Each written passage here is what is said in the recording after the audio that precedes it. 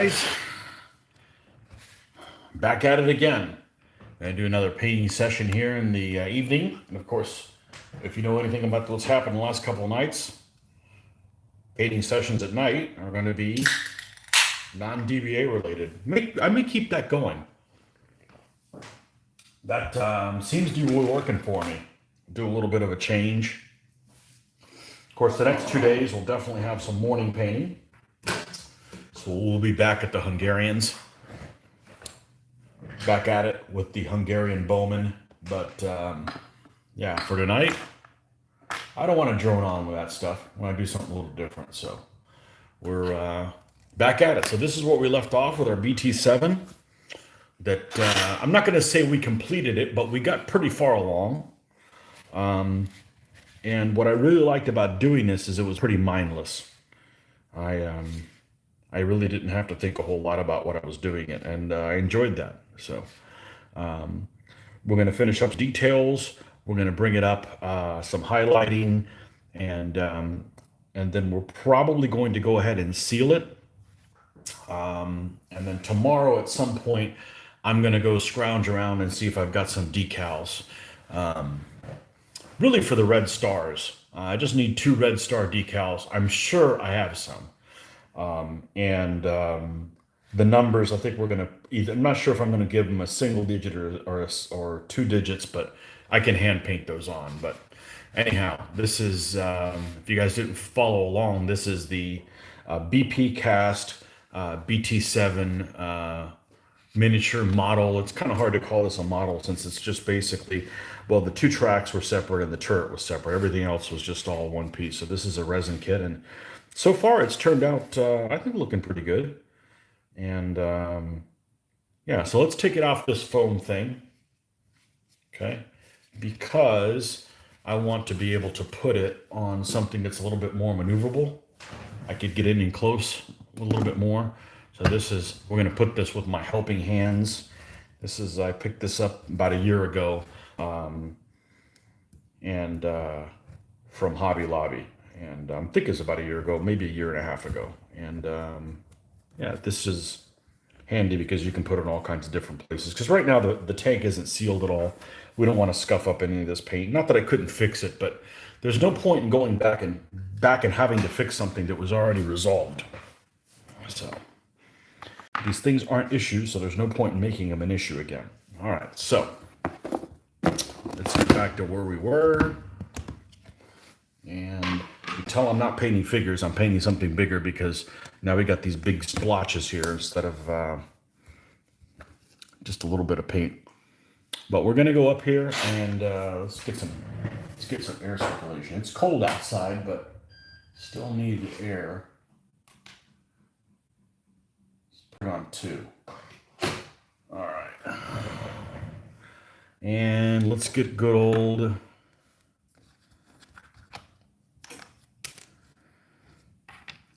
the thinner here. All right. And what we're going to do is we're going to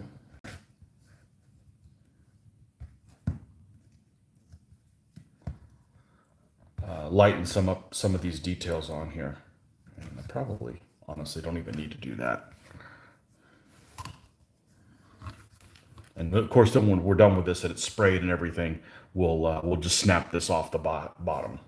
And Australian Greg did ask me in the feed, I think it was in the feed or maybe on one of the other posts, if I'm going to put basing on them, and I am. And it's not going to be a really big base. Let's see if I've got one here.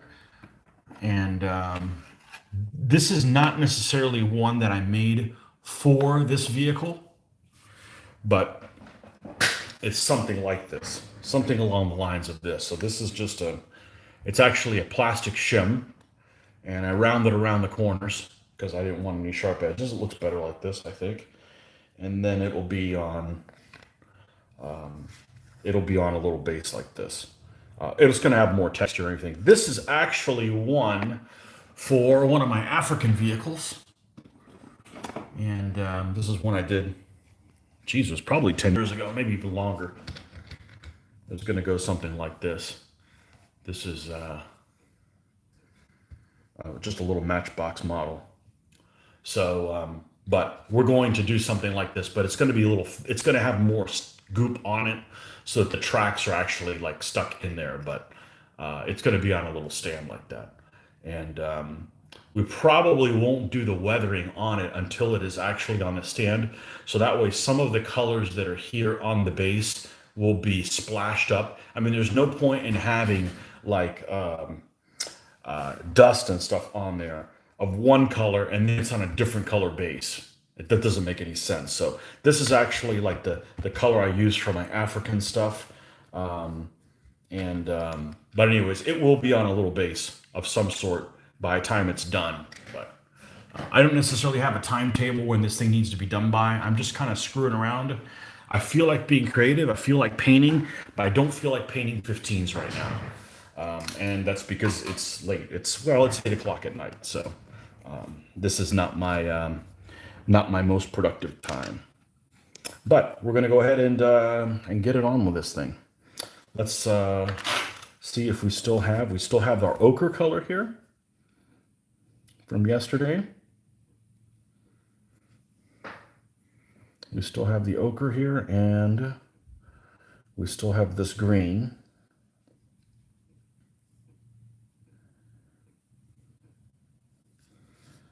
And let's make sure we didn't go too far. Let's make sure we didn't go too far. And let's pull this all the way to the edge. Because, as I like to say, I do not paint in midair.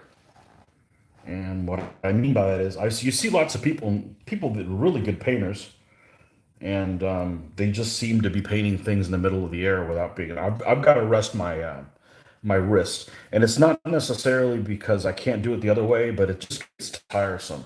I mean, I could probably paint all day long and never get tired of it because I always have my wrists rested. So say that 5 times fast. We're gonna need a little bit more color in that. There we go. Let's try that.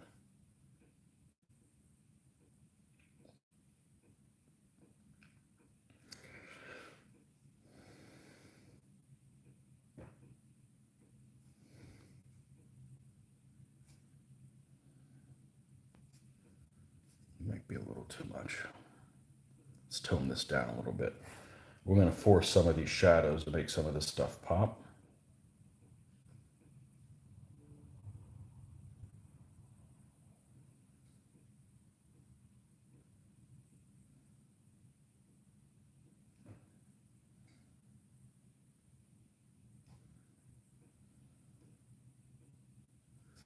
And I'm not going for an ultra realistic look.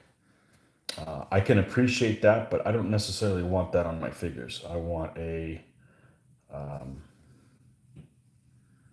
graphic novel look. So you've got things that are just makes it stand out some more. So we're not going to spend a ton of time on this because we're going to end up doing a dust layer on this. And of course, this is all going to be done without an airbrush because I'm not really interested in throwing money at a problem and buying an airbrush. So we're going to go old school and paint it like this.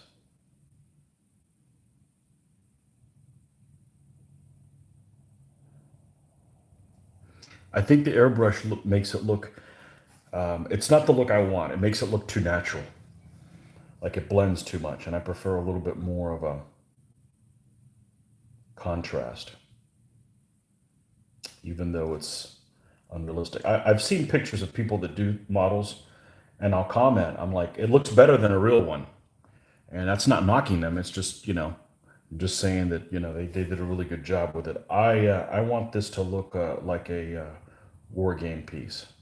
So we're going to, what I like to call, force the shadows a little bit. Put extra highlighting where it needs to be to pop. So.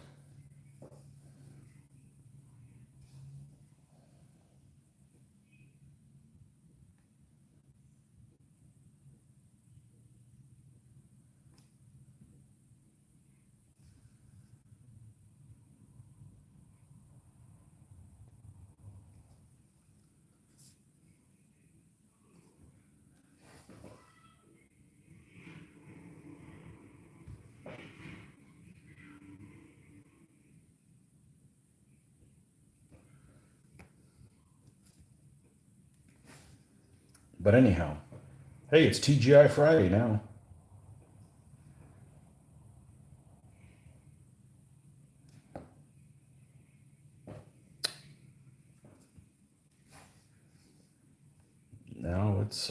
Now it's over.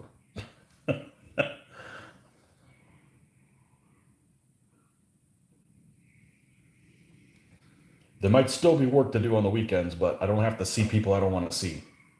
So I can I can avoid trouble.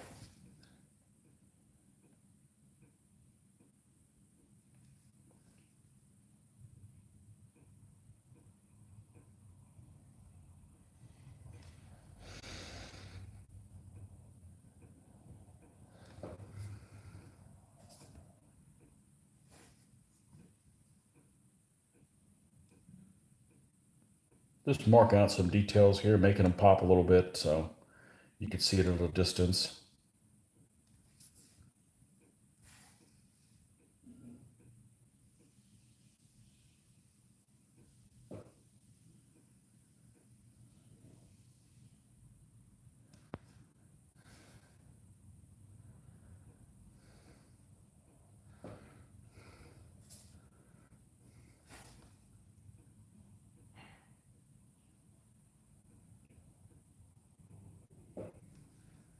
And there's looks like there's a little bit of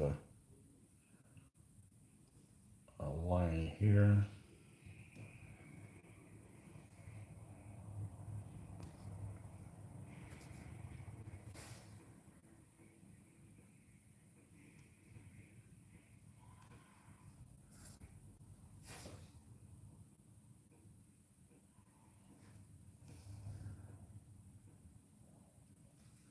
Okay, we did that side, so let's do this side.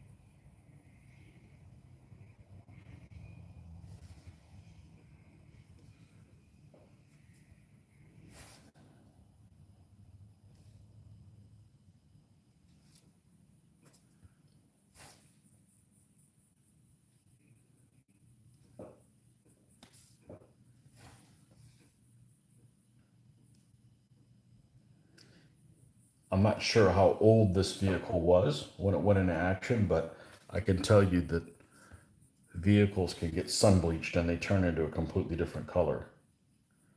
There's um, there's this place on my way to Jacksonville called Camp Blanding, and they've got kind of a little World War II area outside with some vehicles, and it's all pretty much American hardware that's out there. I mean, they've got a little Gulf War section. They've got some captured vehicles. They got a Vietnam section as well, but the World War II section, of course, that's what I'm really interested in. Has I think they just have one Sherman, but they got a half track and different kind of stuff there. And the colors that they are painted in, or they are apparently painted in, is like way off. I mean, it's way off, and that's just due to them being bleached in by the sun. They almost look like they're this color, almost. Um, they get bleached by the sun. That's assuming they were painted the correct color. They get bleached by the sun, so some pigment of them stay, and some other parts of it disappear, and they change and so forth. So yeah, they're really weird looking in that color.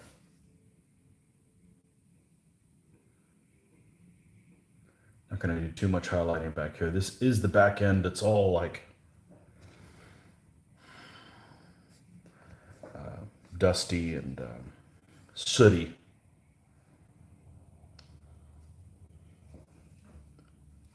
Okay.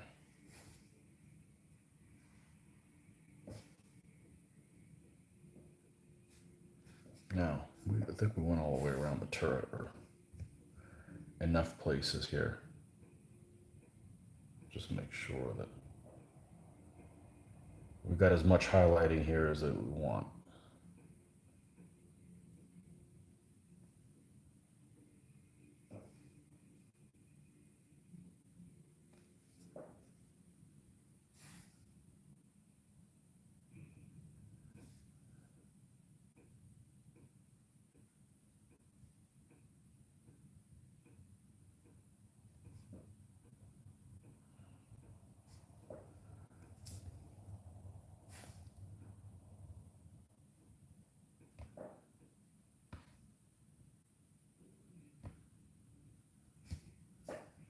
Okay, I think we're going to leave this be as it is for the time being. I'm not going to do the weathering right now. We will do that afterwards.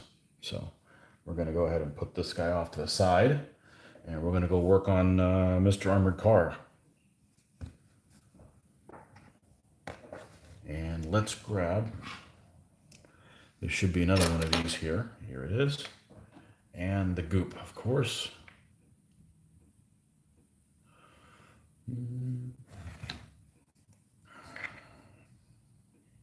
Put this on here and put that on there. All right. Now we're going to do the same thing. Let me put this away for a little bit. We're going to use black. And let's see if this worked, having this upside down, because I struggled getting this paint out the other day. But no, we can probably just throw it right on here. And let's try to open this with the napkin so we don't get black everywhere. Okay.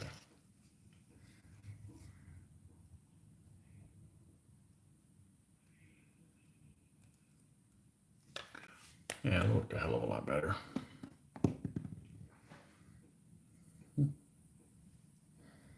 Okay.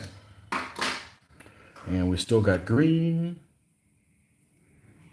And I believe I used this color here, this brush here.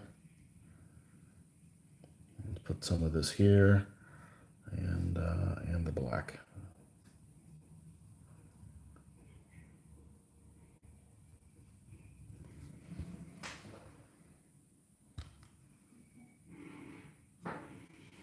Like that. I got a thumbs up and no watchers. I like that. It's like somebody came in, oh, I like that, but I don't want to watch it. Hey, we'll take whatever we can get. It's all good. You guys might have something real busy going on Friday night, but so this is the look that we're going to try to get to also on the armored car. So, and my apologies, it doesn't really look that good right here because of the shading, but it's if I go brighter than this, it's going to look really weird. So, anyhow, we're going to go and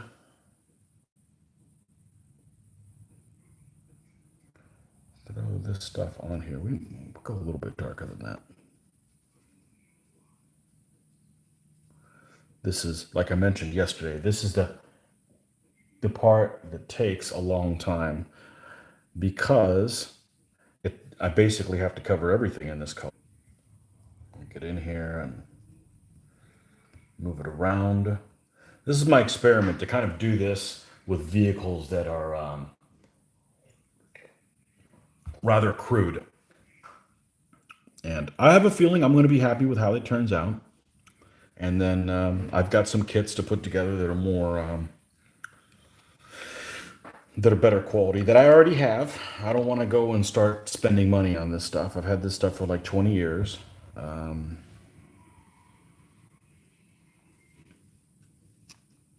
And done nothing with it. So it's kind of nice to see some activity with this stuff.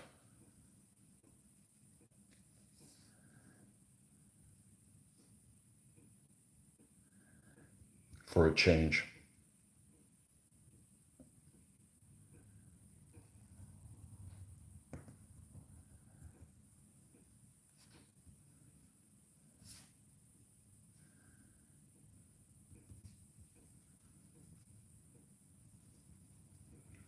For a change.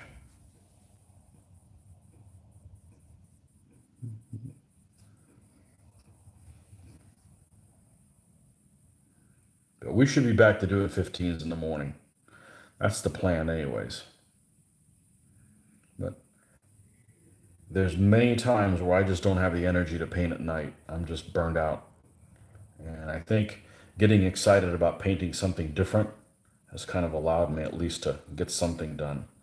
Hey, maybe sometime in the future we'll use these guys.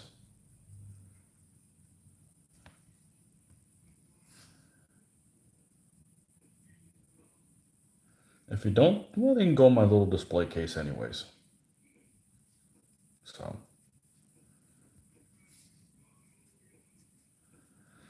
I don't know how much time I've spent painting the tank, but I don't think it's been more than maybe a couple hours, which is really not very much for me. So it's helped me stay awake and ramble, my usual ramble.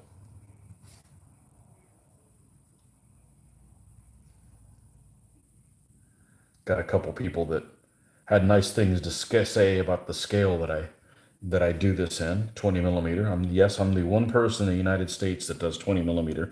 No, there's others, but when we first started doing skirmish, you know, you got to have some vehicles, and just about every vehicle is available in 172nd or 76th, and plus the 20 millimeter vehicle. So it just makes sense to do it in this scale. 15 really hadn't come of age in World War II at the time when I was doing this, and this is last century.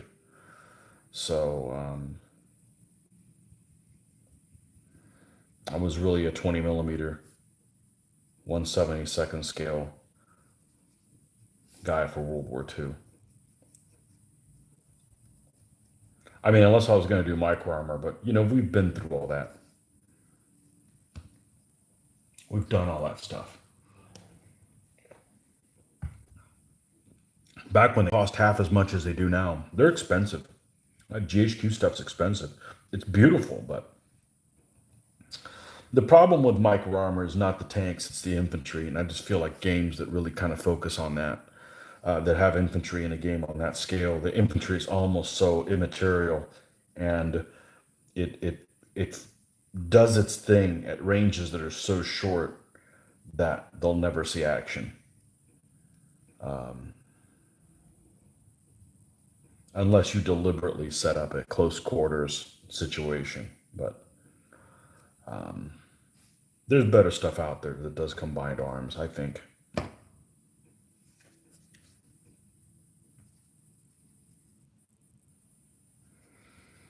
We did the old micro armor, and we did the old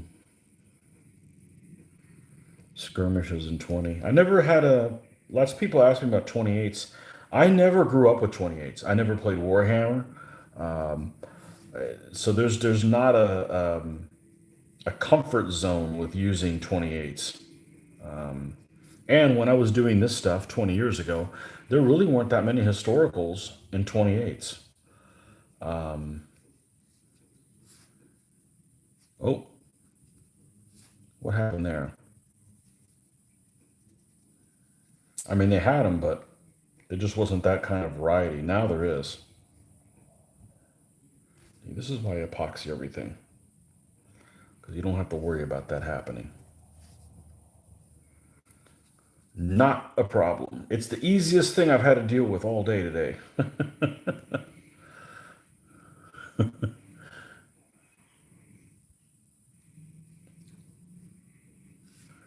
Let's get let's get some black in here to make sure that that doesn't stand out. Yeah, so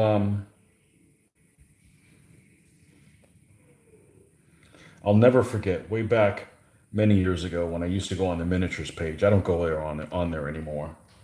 Um, but I used to frequent it quite a bit. Some guy put on there this saying that I've always remembered ever since. And, I don't mean to offend anybody, but here goes. But, but the saying was, it was somebody who was a 20 millimeter player. And his saying that he said was, anything larger than 20 millimeters playing with dollies. And I never forgot that. I thought it was really humorous. Um, I don't want to do 28s now because they just take me too long to paint. Like figures, they would just I'd be the guy that spent 12 hours on one figure, and I just can't have that. I mean, it would just I don't have the time to spend on that. So and it used to be that I didn't like the figures, but there's lots of manufacturers that make some really nice looking stuff in 28s, but it's it would just take me too long to do it. You know, I do need to get something accomplished eventually ever in my life, you know, so and I'm not one that to take shortcuts. I'm not like, well, you know, I'd like to when I'm done with these things reasonably say that I did as best as I could with them. Not well, if I really, you know, it's not like I'm going to paint something for a war game standard and then something for like a collector standard. I kind of do my own I want to do it the best I can every time I do it. So if it takes forever, then it just takes forever. But I'm going to try to do it as best as I can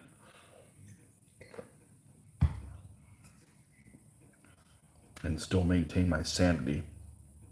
What's left of it.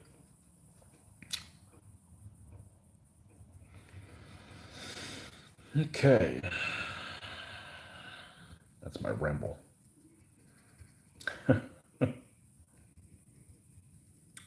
I like these headlights. It's got these Cruella de Vil type headlights. I like that. We'll have fun painting those in a little bit.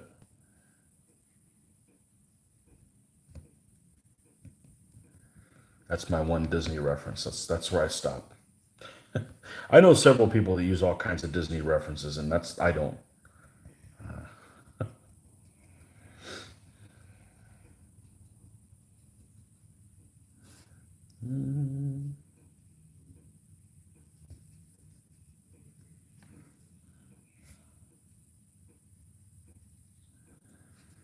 All right, let's bring this up a tad, and we're going to need some more Russian green.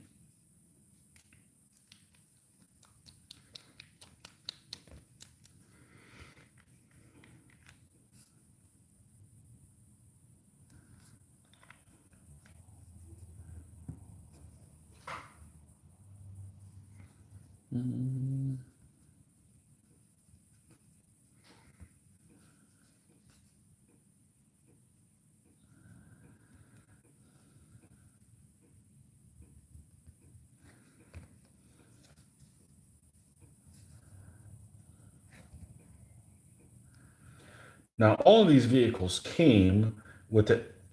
Boy, this thing wants to move on me. Okay. All these vehicles came with the little hatches shut. Otherwise, I'd have them open because I could paint a little figure and have them tie in there. It helps having a figure in the hatch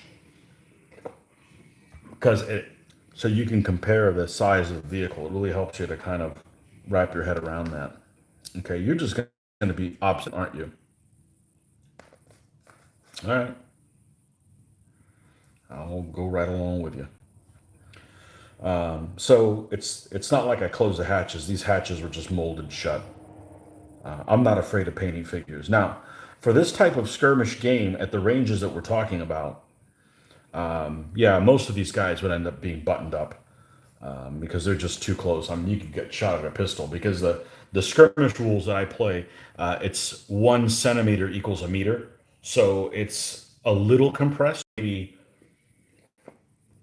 80% of the rule scale, but it's close, and that's actually one of the things that I like about it is that it's close in the ground scale is close to actual scale. So I like that.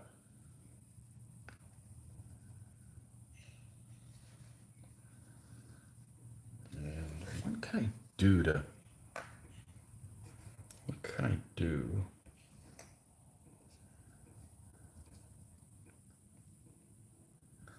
Maybe that. Let's try that. Let's try this. Lots of people put this little the the stickum stuff. There's a name for it. Hold on. I'm terrible about remembering names when my brain's burned out from dealing with people all day long.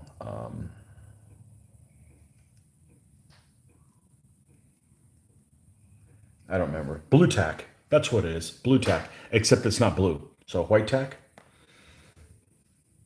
I know lots of people that'll use that as they'll keep like the little lids to like 20-ounce soda containers, and they'll put blue tack on it and tack things on there. I'm much more of a let's put it semi-permanent, because then I know it's not going to fall off on me in the middle of me doing something, and I prefer that way. But hey, you do you, right? That's the new saying that I've heard a bunch this year. This is the Frenchman says, mind your own business. All right.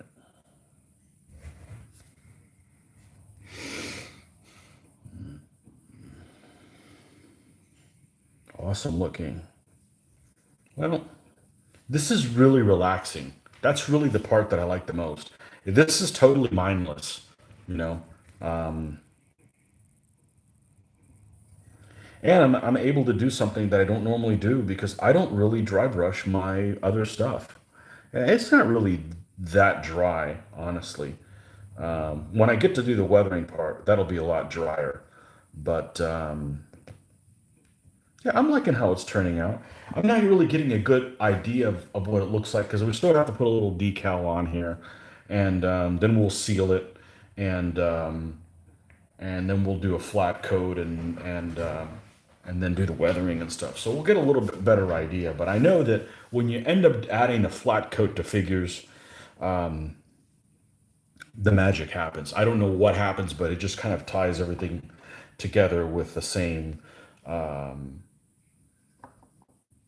I don't know. It makes a huge difference when you when you spray when you get the varnish level layer that's really flat. It really ties everything together very nicely. So I'm looking forward to that part of the equation when we get there. But I'm really enjoying this. I'm really enjoying this, and if I was painting the archers right now, I probably wouldn't be enjoying it because I've already painted several of them, and it's not that it's late. It's not even 8:30 here, but I've been up since 5 a.m., so I'm kind of tired. But this is kind of keeping me alive and well right now, so I am enjoying this, and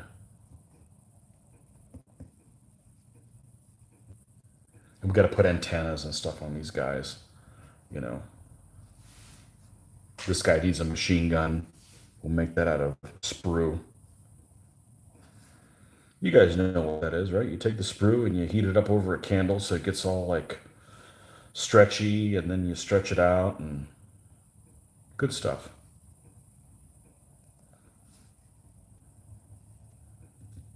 Good way to do antennas that way.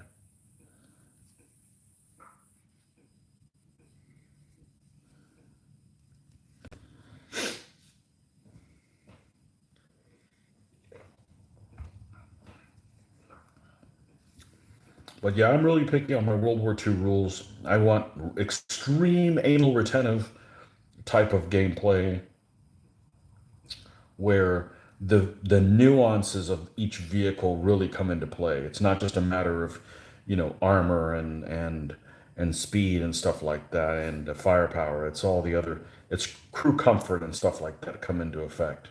And the actions that people can do. And that I was mentioning the other night, I said, these early T-34s when the Germans encountered them were just really awesome vehicles, but but they did not have, you know, they were missing a crew member. They only had a four-man crew, and the the ammo situation on a T-34 is just freaking hilarious.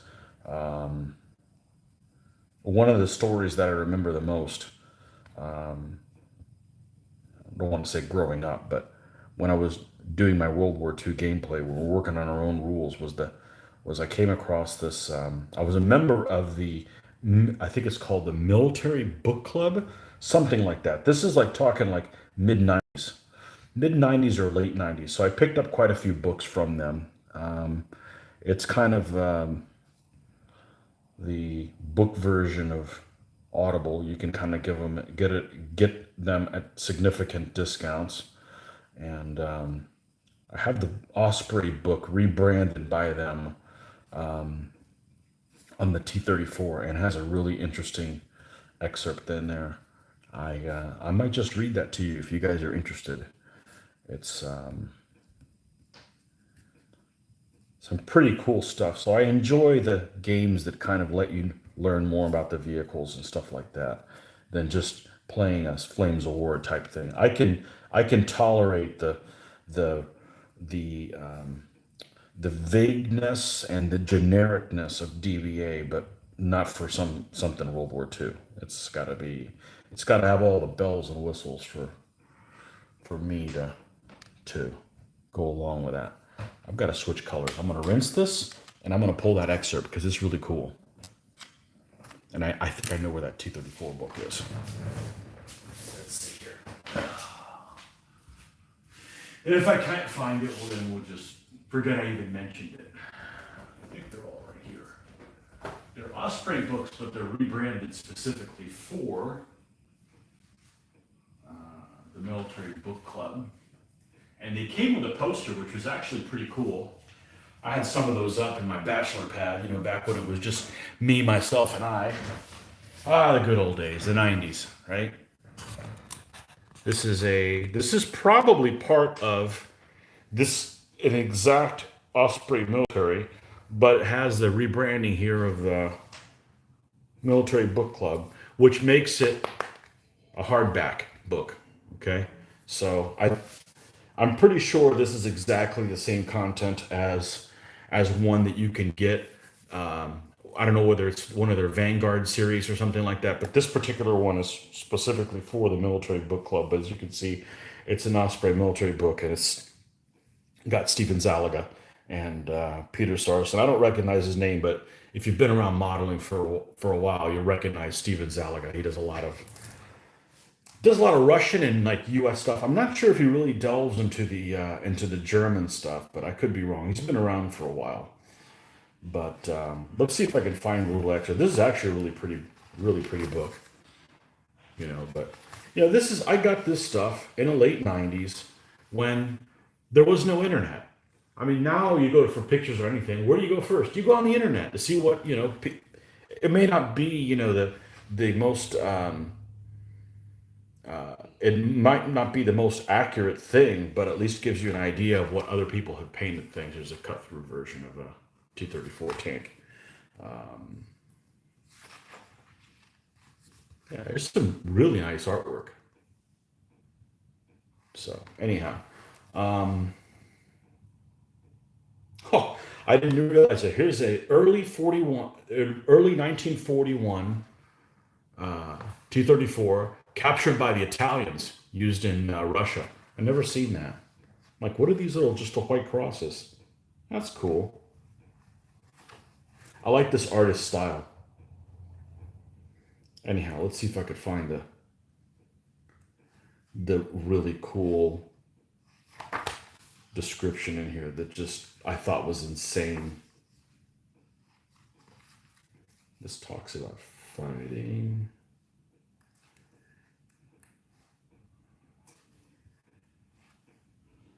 Okay, this is operational history. We don't care about that. We don't care about that right this second. We're interested in what these guys had to deal with when they were inside of them. Here we go, inside the T-34. Okay, and let's see what. I'm not going to read a whole history of it. It's just this one little excerpt that I thought that was really cool, and this is why I like to do skirmish gaming. Okay.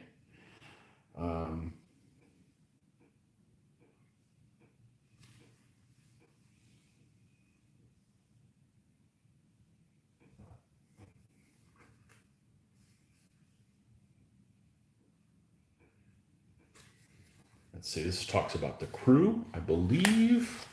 This is the section, the turret.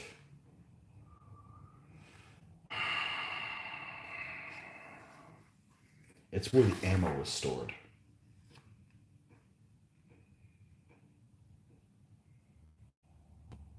Okay, here it is. So it's a two-man turret. You had a loader and a commander. And we're talking about the T-34 76, not the 85. Okay, here's the excerpt I was looking at. The loader was located on the right side of the main gun. He was responsible for loading the main gun as well as a coax DTMG. The T-34 Model 42 carried 77 rounds of 7.62 millimeter ammunition. This was raised to 100 rounds on the Model T-34 Model 43. That's the one with the hexagonal turret. Okay. There were 3 ready rounds stowed on the hull side near the loader's feet. Okay, so the loader has 3 rounds in the ready rack. Okay, and 6 more rounds on the opposite side wall near the commander. So he's got to reach across the turret to grab 6 more rounds. So he's got 9 rounds that are accessible easy. Okay, the remaining 68 rounds. Here's where it gets interesting. Okay, the remaining 68 rounds were stowed in 8 metal bins on the floor of the fighting compartment. Okay, so these guys are floating on top in their turret in the basket, and the fighting compartment, it's in the floor. Okay, in metal bins. The standard combat load was 19 rounds of armor piercing, 53 rounds of high explosive, and 5 rounds of shrapnel. The ammunition bins, these are the ones that are in the floor. The ammunition bins were covered with a piece of matting to prevent them from being accidentally kicked open or damaged. Okay. And the loader would have to pull the cover back to gain access to the ammunition. So you can imagine the entire floor of this tank is covered by a rubber mat, and underneath that rubber mat is the extra ammo if you need more than 9 rounds. Okay? This was not particularly convenient. Yeah, no shit. And some crews developed a routine that the front machine gunner helping the loader gain access to the forward bins. So I can just imagine the kind of mess that the inside of a turret would look like after they expended their 9 rounds. So, this kind of stuff is why when I'm going to play with tanks, I'm going to play, a game that's only going to have 1 or 2 on a side, and you're going to worry about the crew actions that they're doing, because it really would differentiate one of these Russian vehicles that have like a 2-man turret versus a German one that would have 3. Now, of course, we're not talking about a Panzer II. We're talking about a Panzer IIIs and IVs that had the 3-man turrets. Panzer IIs were, different issues that also were not very good for crew dispositions as well. But on their main battle tanks, the Germans had were better from a crew comfort standpoint than the Russians, definitely. Earlier in the war, the T-34-85s now. Then they had a 3-man turret for that. Anyhow, stuff like that is really. I find it really interesting. Anyhow, you can learn a lot from a dummy, right? Anyhow, that's the stuff I like to read about. You can read about these engagements where they do these they do these large strategic type of maneuvers and stuff like that. But when I read my World War II stuff, that's what I want to read about. I don't want to read about Eisenhower's history or Zhukov or anything like that zoomed out. I want the meat and potatoes kind of stuff. Anyhow, that's just me. That may not appeal to you. But I've done those operational type games before, and okay, yeah, that's fine. I've done that before. But the whole struggling with ammunition bins and stuff like that. Yeah, that's the kind of insanity. I like games that have controlled chaos. You've got all these things that you can't control, whether it's because of things that activate at different times and the timing of it is off, or variables that you can't control, and then you just try to have to manage that chaos as best as you can. That's what I happen to enjoy. So that may not be your thing. But anywho, good stuff, good times. And yeah, when I read that thing on the floor, that's crazy. Well, when you're playing an actual scale, another thing you need to consider, this is going to be extremely anal retentive. Just you wait, guys. When you're playing an actual scale, one thing you need to consider is the height of the gun off the tank. Okay, so if you have a bunch of infantry that are attacking this gun, this is armed with a 45, which is not that great against infantry. You know, an HE round is pretty negligible. But if you had something like a Sherman or something like that, there's a distance that the Sherman can't hit an infantry with the main gun radius around itself. And basically it's, you know, the gun is actually a certain amount of distance off the ground. This is where you use trig. I actually use this when we are coming up with our own rules. You know, the gun is a certain amount of distance off the ground, and then it has a maximum amount of depression. And there's a point where between the actual tank and that hits the ground that nothing could get damaged unless it's as close as it can get and the blast radius gets them. So, you know, if you're looking at like a Sherman, it might be, I'm just pulling numbers totally out of my, out of the sky because I don't remember what they are anymore. But there might be a distance around a Sherman of like, say, 35 feet where you can't be touched by the main armament. And I mean, by main armament, I mean the 75 millimeter gun. You know, it can't touch you. Or it might be 30 feet or something like that. So if you take the gun of the tank, depress it as far as it'll go, fire an HE round, it hits that point. That's as close as it can get to the vehicle. And of course, there's a blast radius of the whatever the shrapnel of that HE round is. The distance between the outer ring of that and the tank is an area where it basically can't touch you. That stuff's important.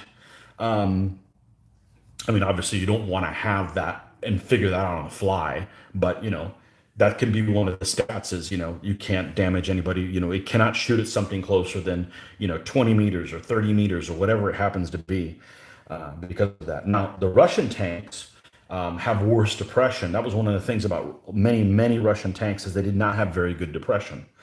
So they had trouble when they were hull down engaging other targets because of their depression. But they were also lower to the ground than other vehicles. So, you know, that's just things to kind of take into consideration. I know it's super anal retentive, but hey, that's the kind of stuff that I like. Or, you know, I'll just play DVA then, you know. But that's the kind of stuff where, you know, people say that's the old way of doing antennas on my old 35th scale tanks. It is, depending on the height of the target. Yes, assuming you're trying to fire at infantry. You know, it's got to, you know, you fire an HE round, it's got to detonate against the ground.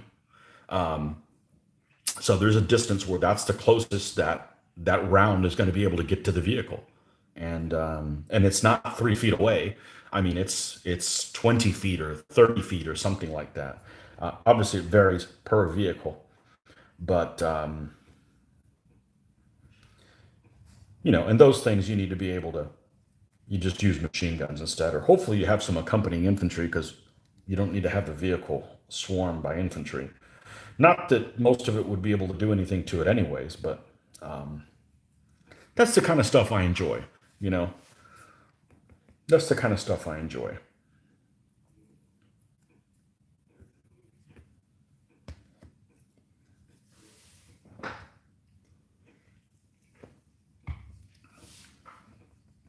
We played Command Decision for many years, and Chadwick has a really interesting thing in Command Decision that it seemed like the factors that he has of penetration, and we're talking about the original Command Decision. I played the second edition some, and then after that, whatever's that Test of Battle, I got out of it by that time.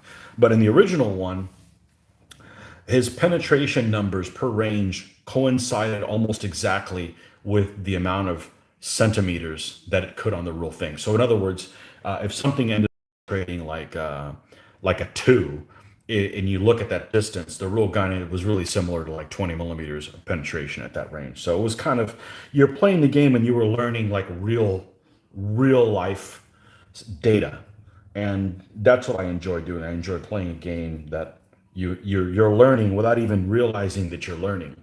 So it's nice when it can talk about real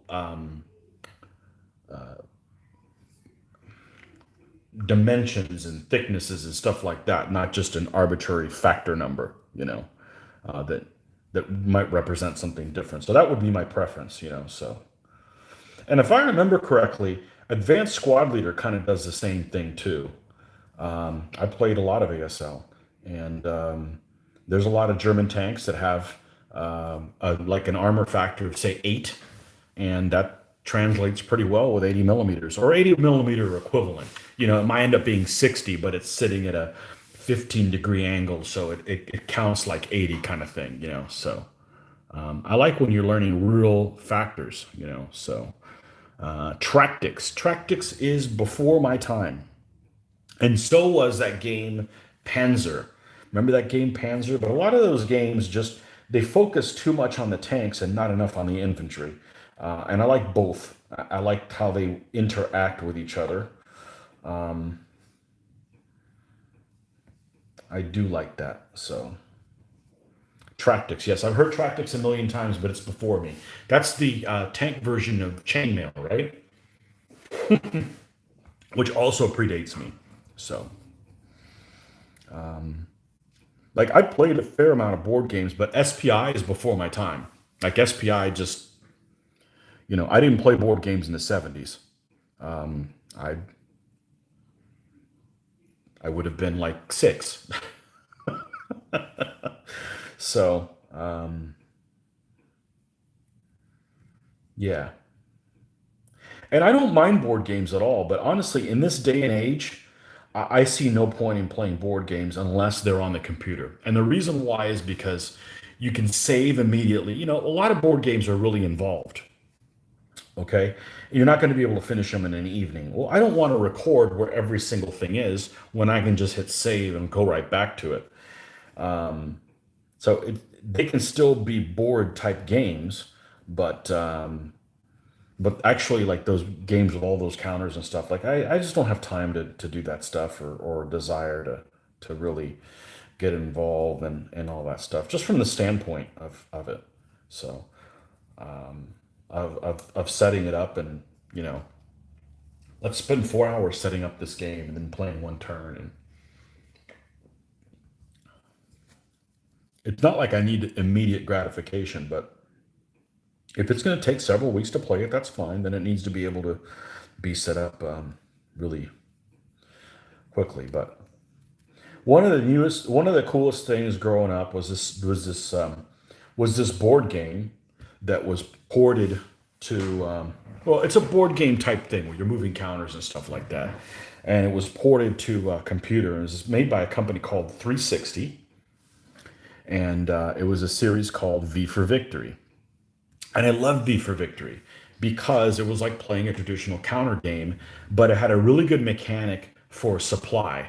Like you had a certain amount of supplies you got, and you could funnel them through different headquarters by boosting different units however you wanted to. So, you didn't have like a ton of resources. So if you wanted to play a scenario and maybe you wanted to give your real elite panzer divisions supply, you basically there was like different levels of supply. You could do like minimum, like defensive. I can't believe I remember this.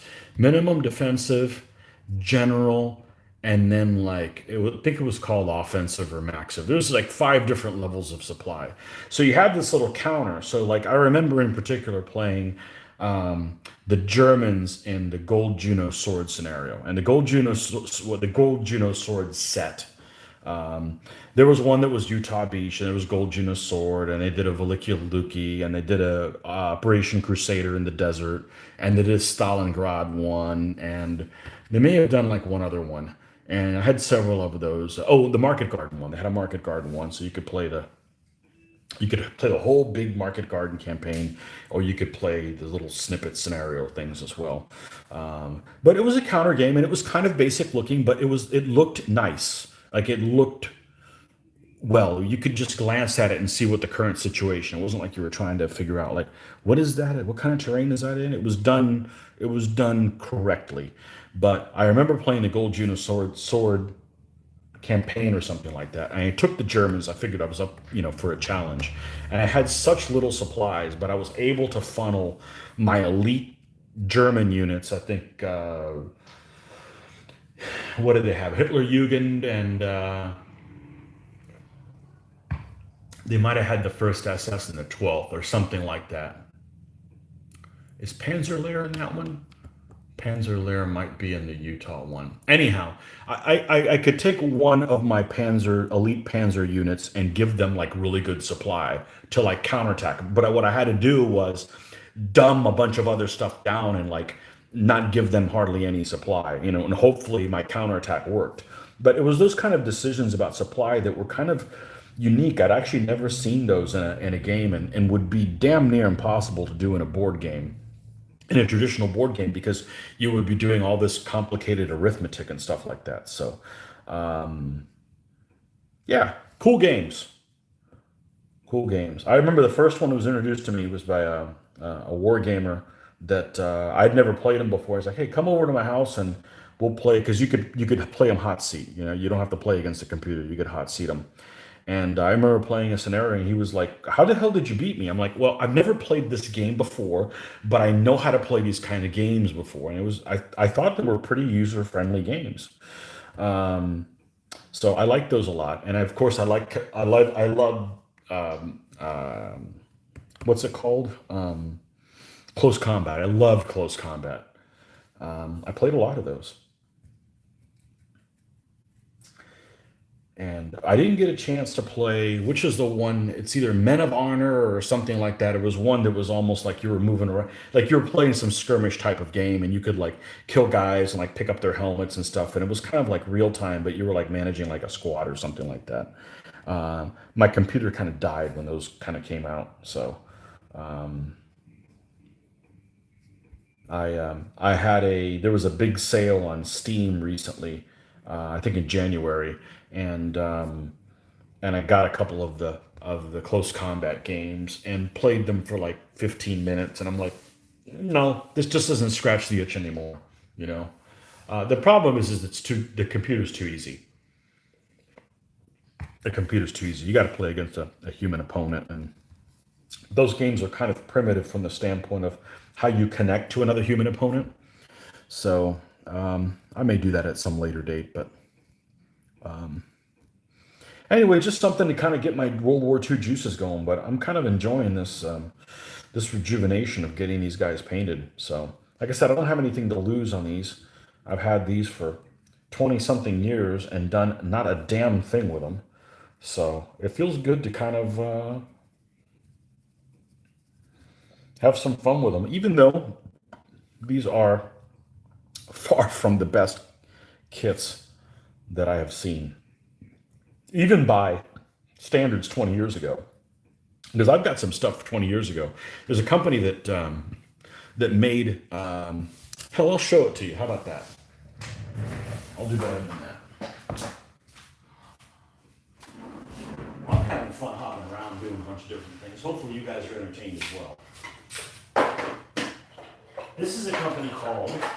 It's funny when you leave something for like 20 years, you come back and like everything that was available is now like out of production. Like, dude, I was just here, but I haven't bought 20 millimeter stuff in 20 years. There's a company called Cromwell Models, and they have all resin kits, and their stuff is like bubble free. Okay, and this is a Tiger One tank. It is a 1944 version. Okay, because it's got the all steel road wheels. Okay, and it actually has Zimrit already on it, and the quality of this is phenomenal, even by today's standards. I think it's got the little extra pieces here. Some of them are bent up, like because they're thin sheet metal and they would get damaged like that. Look, this one's all bent up already. It's got Zimrit already on here. It's all one piece resin, made in the UK, of course, land of toys. And the turret, of course, the turret got damaged. I had it in a box or other things, so we'll have to fix. Well, the turret's fine, but the gun barrel got damaged. We'll be fixing that. But this is a beautiful casting. Let's see if we can get this to focus in. Got Zimmer and extra armor, and now here the commander's hatch is open. So, yeah, it's the commander's hatch. That's the loader's hatch. And here's that Farfignugan thing. I forget what it's called. It's got that really like 27 syllable thing. I think it starts with an N. It's the close combat grenade thing. It's like when your guys are like, if you're getting close assaulted by infantry and you button up, you set that thing off, and the infantry that are on you wish they weren't there. Okay, it's like yeah, it's bad news for them. But this is a beautiful casting. I mean, look at the Zimmerit on the front facing of the Tiger One. It's just incredible. So I want to get to the point where I'm going to paint this, but we need to practice on the crappy ones before we get up to this guy. But this is a beautiful kit. It's got the side. Look at this. The side escape hatch here, or also, I believe they used that to spit out empty shell casings as well. But here's the, it's molded really nicely with the Zimmer around it. Really good quality stuff. These guys are like out of business, I think. I'm like, well, that's a shame, But these were like, I want to say this was like $20, even 20 years ago. So, but this is a beautiful. I call it a kit, but it's not a kit. Look, it's two pieces. That's not a kit, Anyhow, so yeah, we got to work ourselves up to this. But I've had this freaking 20 years, stuff like that. The last figures I bought were a company called Drew's Militia. They're now got rebranded as, I don't remember what they're called now. They're called something else. They were called Battlefield and stuff like that.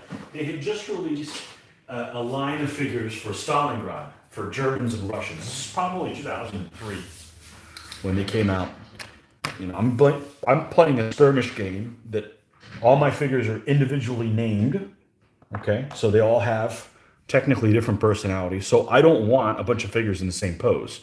I want individual figures. So what do? I buy one of every pack. So I've got one of every pack in that Stalingrad Germans and Russian line. Well, lo and behold, 20 years have gone by and they don't make them anymore. And I technically have like a collector's item. So at some point when I paint them, it's kind of cool to have some, it's not kind of cool. It's a shame that things went out of production, but I guess, you make enough mold, you make enough, you cast enough things out of something and the molds get damaged after a while. And if they don't replace them, well, then that's it. They can't really make the figures again. But, 20 years sounds like a lot of time, but it isn't because, well, not to some of us, and I'm not that old, but I'll be 50 this year. And I've always been the youngest person in my game group. Not now, but in the history, I was always the youngest guy in the game group. And I'd say the average number, well, you viewers, most of you are older than me. So not by a lot, but, I don't know if there's going to be a new generation of people coming. I try to do my part, but, I've put on games at shows and we've done DBA stuff and people don't want to come to it. I mean, what are you going to do? Hold a gun to people's head? You just put on games. If people show up, cool. And if they don't, well, it is what it is, You can't change the world, so.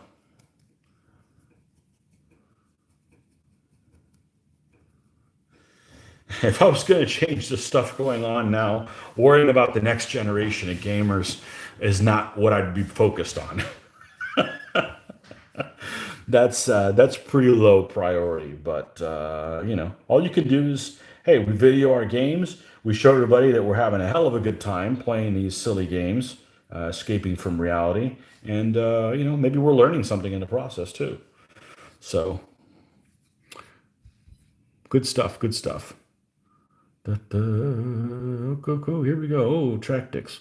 Had penetration of all weapons, armor, thickness, degrees of slander armor. Yeah, all that good stuff. Paul, good morning to you too. The first war game was Squad Leader. I bought that back in 1989. Okay, the original one. Yeah, I had that one as well. My first computer war game was Iwo Jima from SSI on the Commodore 64. I always wanted a Commodore 64. My dad didn't get me one. So I didn't start playing games until... Now, my dad always had computers of some sort, but they were IBM, so we ran stuff on 286s and 386s, and it wasn't until 99 I got a gateway, and I don't even remember what it was. It was back in the days of Windows 95, right? 98 was out, Windows 98. I still miss Windows 98. I remember where everything was. Now it's like, Windows for dummies. You download something, it's like, okay, where the hell did it go? And Apple's even worse. I mean, I like my wife has Apple products, but I when I was using her laptop, I'd like download some picture that I wanted to save for something else. Had no idea where the hell it was, you know. And I don't consider myself computer incompetent, but I don't keep up with technology. So that's why I enjoy brush painting, because it's not like I'm going to wake up one day and my airbrush isn't going to work, or I'm going to forget how to do this. This is kind of this is a no-brainer. So um,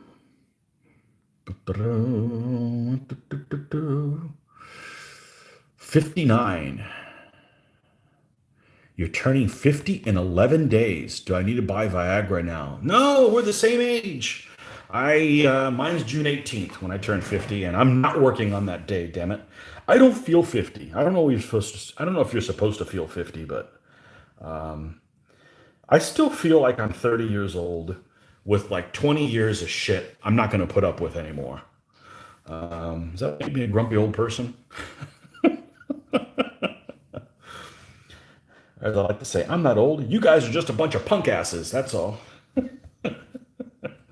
Yeah, Generation X, baby.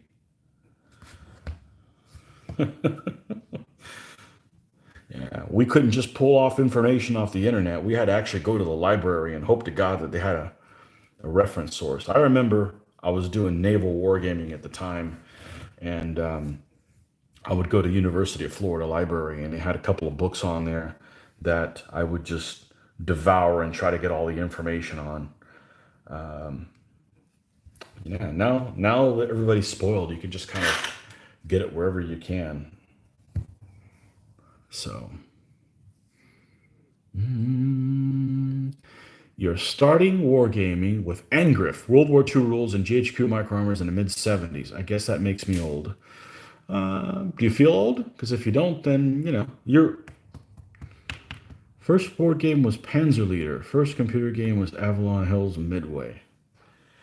What was my first computer game? I played a couple ones that are really memorable. All those ones by Dynamics. Remember those ones by Dynamics? Battle of Britain and Aces Over Europe and all that stuff. I remember when Aces Over Europe came out. I'm like, man, this looks really good. You look at it now and it's like, how I thought I was nearsighted before. It's like, man, I can't see anything that's going on. Red Baron. There's an old SSI game I played the hell out of. It was called I think it was called Eastern Front or Second Front. It was like it was like a core level thing at on the Russian front, and it was really basic. It was EGA graphics. I mean, you had your 16 colors, and I played the living hell out of that game. I remember.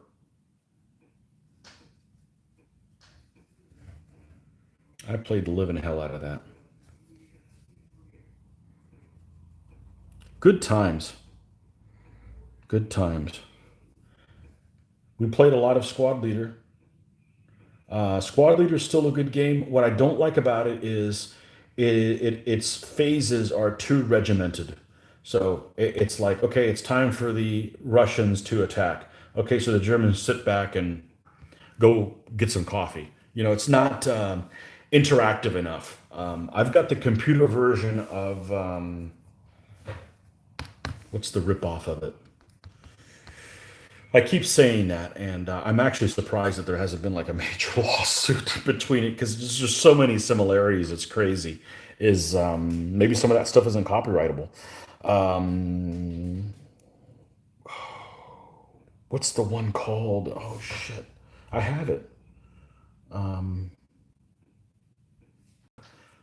that's when you know you're turning 50. That stuff happens all the time. Like stuff's on the tip of your tongue and you don't remember what it is.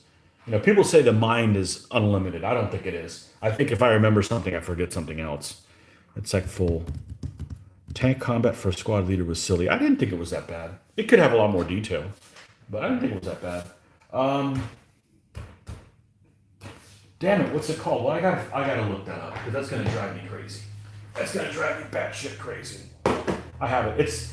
I think it's better than Squad Leader because it doesn't have phases, and it's kind of like DBA that both sides roll a dice and you compare it. Um, it is called, and I recommend it. It's pretty. The starter kit for it is pretty cheap. It is called Lock and Load. Lock and Load. Lock and Load has so many things that are similar to ASL. I played a lot more ASL than SL. They're both the same type of game. I mean, some people say Advanced Squad Leader is so much more complicated. Well, it depends what scenarios you're playing. If you're playing stuff that has a bunch of special weird rules, or I never like the scenarios where like, okay, this is actually woods. Like, okay, give me an overlay, dude. I don't want to just try to visualize one thing that's something else. So any of the scenarios that were like that, I just flat out didn't. I wasn't going to play them. I wasn't going to play a scenario where the hills on say board number 2 or 3 were actually woods. There's some like that, you know. But what was really cool is I got a chance to play a double blind advanced squad leader game, and that was the shit right there. Okay, so you've got one guy, you've got 2 sets of boards. You got one guy in one room, you got another guy in a different room, and you got a GM, and the GM is going in between both rooms. And like when you get attacked from somewhere, their counters don't come up. You end up putting like the little question marks, and he describes, okay, you get rifle fire from here, or rifle and machine gun fire from this. And you end up doing things that you would do in real life, like you would go and climb things that have a height to get a better view so you could get more information on what the opponent's trying to do. And we weren't playing real scenarios. In other words, we weren't playing the guard's counterattack and doing a double blind. We were playing a scenario that this guy had created that might have been totally different. And yeah, there was that was really really really really cool. That was really cool. So good stuff. Good times. Good times. Bum, bum, bum. You find the magazine Wargamers Digest and Hobby Shop that opened up the whole world of miniature wargaming, but occasionally still play Panzer Blitz, occasionally level Avalon Hill games. Yeah, Lock and Load is good. I'm a combat commander devotee now. I love it.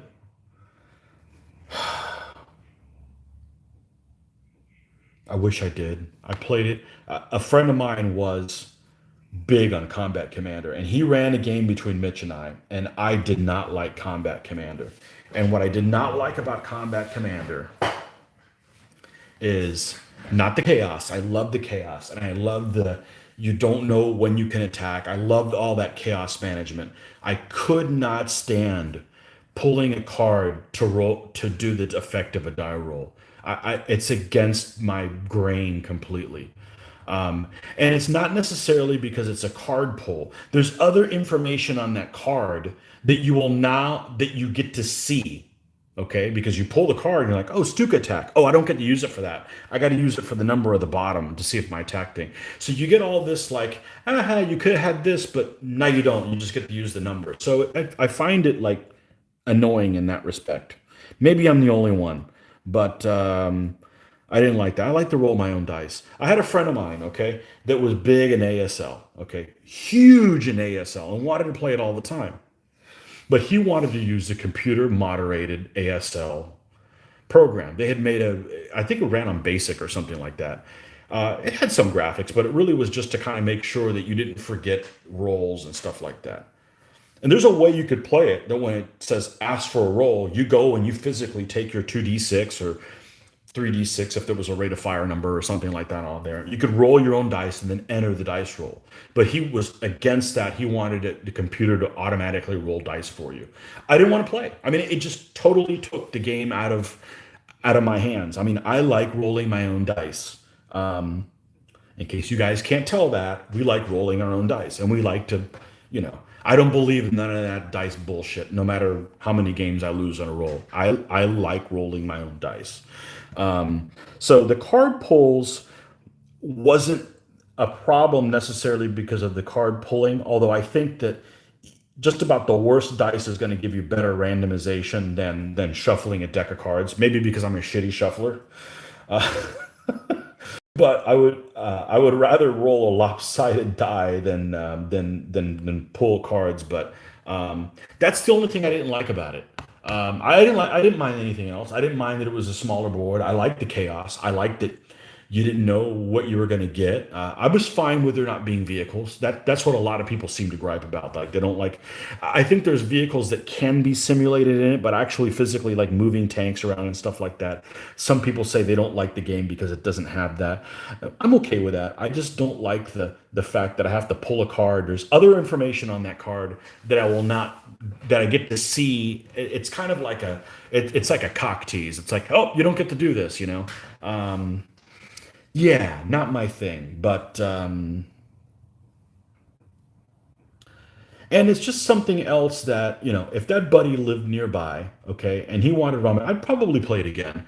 I just don't have the energy to learn it on my own, and that's what it would end up turning into. But I didn't hate it. That was just that one aspect that I didn't like. It's extremely popular. It's probably one of the most popular games out there for that type of thing. Um, yeah, up front. Remember up front? There's a game I could never win. I sucked at that game. I'd go to attack and didn't get the right cards for attack. Um,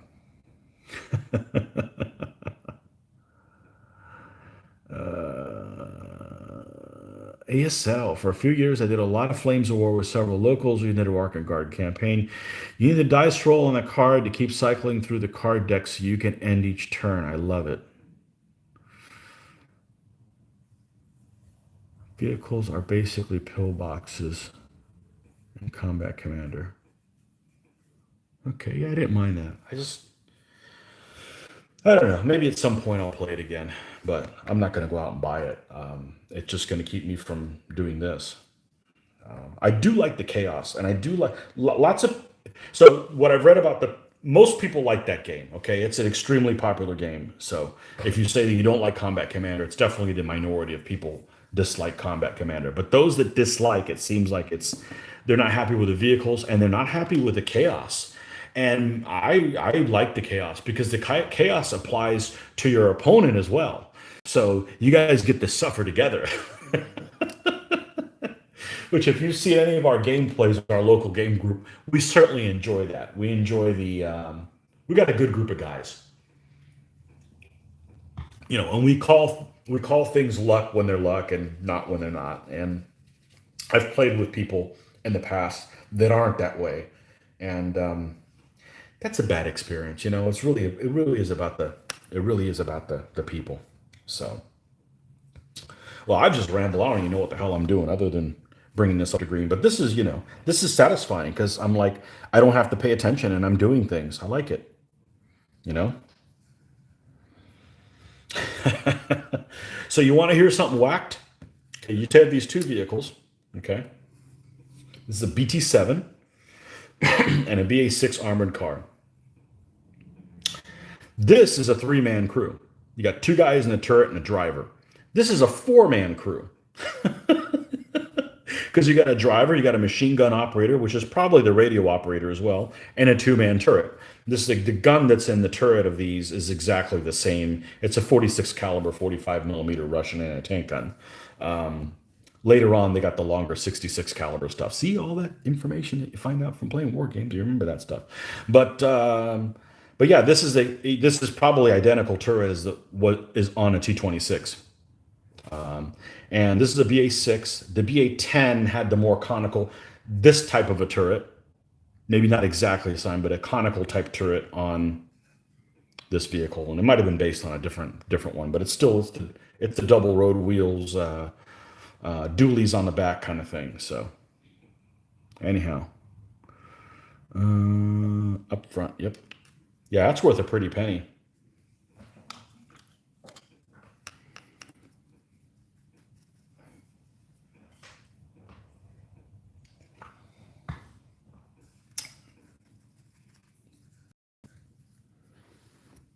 So I've got some Russian decals somewhere, mainly the stars. I'm not worried about the numbers. Because all these vehicles, they have like a sheet where you would move around the little guys, like who's in what position, because there could be stuff going on in here that you can't see. Okay. And I'm going to call these vehicles by whatever they are, like Red 2 or Red 23, or it's got a Red 23 number on it, whatever. So, or if they have a nickname or something like that. So, hey, I'm just having fun with this right now. I'm figuring it out as I go. But I'm pretty sure we're going to open the 20 millimeter vehicle vault tomorrow at some point and take a look at what we got in there. Because I got to look for decals and stuff. So, because I've thought about ordering decals, but man, they're so expensive and they take a long time to get here. Like, I got Microsol and Microset coming in tomorrow. I'd like to put some decals on these guys. Or as they say is it what they say in the UK? They say decals. I'd never heard that before. Or maybe it's just one person. A couple of people I've seen on the internet that say that, and they don't really say that in the UK. Decals.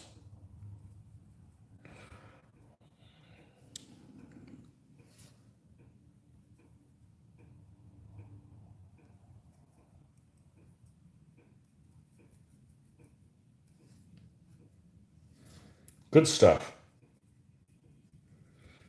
I'm enjoying talking World War II. It's been a long time. It's been a long time since I've talked World War II. All the stuff that I remember, that was kind of my religion for a while, so to speak. That's my. It's the perfect balance of brute force and technology. One's not overpowering against the other. So, like I've mentioned before, my gripe was when I was doing World War II stuff was, man, I wish this picture was in color. And then you go and do like ancients and medievals, and like, man, I wish there was any information on these people at all. There's just some really obscure stuff. Like some stuff just doesn't even exist. 70 years ago was just the other day as far as history goes. So kind of puts everything into perspective, doesn't it?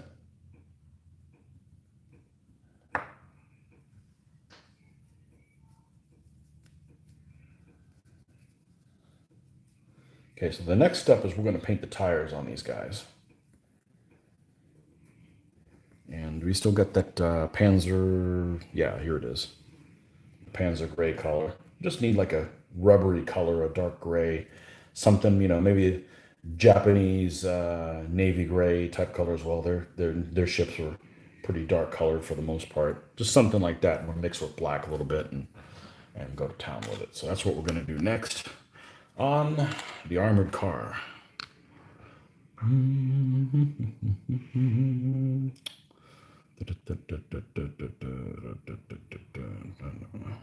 Do you like the earlier vehicles more than later? No, I don't have a preference. I like them all. I like German vehicles in gray. I prefer Germans in gray. I don't like the later war, and only because they go better with their uniform. They blend a little better. That's my preference. So, DeBellis World War II. No, no, not DeBellis World War II. I'm not going to play another Phil Barker rule set. I got nothing against the guy, but it just I don't want to decipher how to play a game again. And I'm telling you, I'm super picky and anal retentive when it comes to World War II stuff. This is my religion. So I got a friend of mine who's a war gamer, and he is a history teacher. Anyways, he has a PhD in history, and he teaches. And his PhD was in Napoleonic stuff. He does not play Napoleonic games because how did he describe it? It just, he knows too much. I don't know. And I kind of feel the same way about World War II. You just get to the point where you can't watch World War II movies, or, you get to the point where you just know too much, or maybe you think you know too much, that things are a certain way, and when they don't fall into that, then it's kind of disappointing. But all right, so what are we going to do here? Well, one thing that we left off is we painted this kind of a rusty color, but we're going to put the part where the tracks are running on all the time. We're going to put that's going to get worn out a little bit, and we're going to have some metal showing on them. So we're just going to come around and paint the portion of the track. Of course, we're probably going to end up weathering over this. Now, I'm not going to go anal retentive with all the little powders and stuff like that. There's some real magicians that do painting that are just amazing. And although I think their vehicles look great, it's not the look I want for them. Uh, I kid that some of their vehicles look better than the real vehicle. And I like my vehicles to match the type of look my figures have. So I tend to think that my figures look like a graphic novel ish. They look realistic, but they still are impressionistic. No, I don't know. They're not ultra realistic like if I was going to build a diorama. And a lot of the people that really spend a lot of time on the vehicles, I feel like their vehicles look ultra realistic, and their figures still look like war game figures. So I would prefer these to look a little hokier. I don't know. I don't know if that's my correct term of. Maybe you guys can figure out what I'm trying to say, but there will be weathering on them, but it won't be like using chalks and all that kind of stuff. Because I think that when you do all that stuff, it looks more realistic, but it also you lose like the panel lines, and it all kinds of blends together a little bit more than I would prefer it to be. Plus, I don't have all that stuff anyways. I don't have, so it's kind of a win-win for me. So, but they're wizards. I mean, their stuff looks freaking amazing. It looks better than the real vehicle. Anywho, all gray was pretty much against France and early Russia. So, 41-42. 41-42 Russia. And the desert's cool. Like the desert. But then you got to deal with the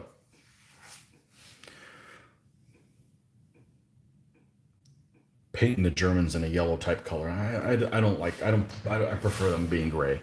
Or, unless you're doing really early stuff where you can just, like when it was like the 5th Light Division where they just went in with gray vehicles and they did a rudimentary thing on there. But yeah, but I will have, gray, I will have yellow vehicles. The problem is when you run into something like, let's say I want to build like 4 Opel Blitz trucks. What color do I paint them? Well, the right answer is probably 2 of each, 2 yellow ones and 2 gray ones. Because that's why I did the Russians. I'm like, there's no point in decide. I'm going to paint them yellow. I'm just going to paint them green, and then and then roll with it. Obviously, I can paint them other things, but there's less decisions to make in that respect. So, I don't want to get into it. I don't want to just kind of have fun with this and then end up getting in a situation where I create this analysis paralysis anyways. Because the whole point of doing this is just kind of just do it, So, hey, that's my story. I'm going to stick to it. Analysis paralysis. You guys know what that is. It's one of the worst things that could happen.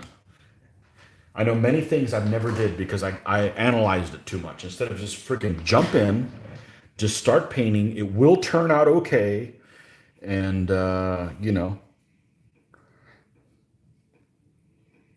I don't remember the last time I painted something and I wasn't happy with how it turned out. Now, it could have always been better. And there's always somebody that's going to paint better than you.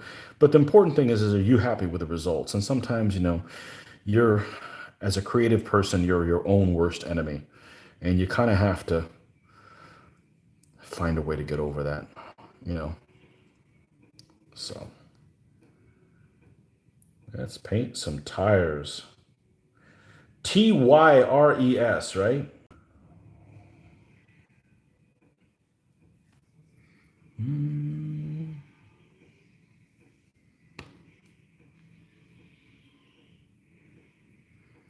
Love the yellow. Well, the Tanks doesn't make it available. Pisses me off. I only did 1944 World Tour Historical Miniature Gaming.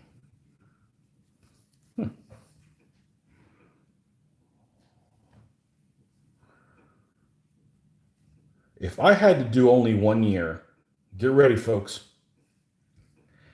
If somebody said, Tony, you can only do World War II in 1 year, what year would I do? Probably 42. Because you still get to do North Africa. You still get to do Russia.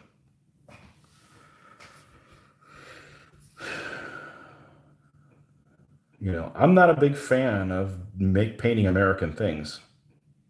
Like I said before, I'm already American. I'd rather role play something else, you know?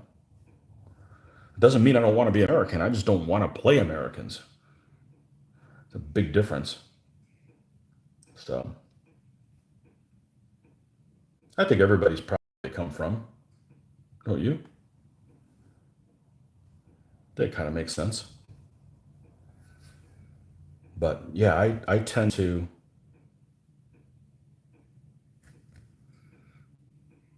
I like the Germans and the Russians going at it. I like that. Which bad guy do you want to be? I'm American. We got to look at everything from good guys and bad guys. You guys know that. That's how we look at everything. It's that whole cowboy mentality, right? You got good guys and you got bad guys. That's how we look at everything. So I like the Russian front for that. You got interesting stuff.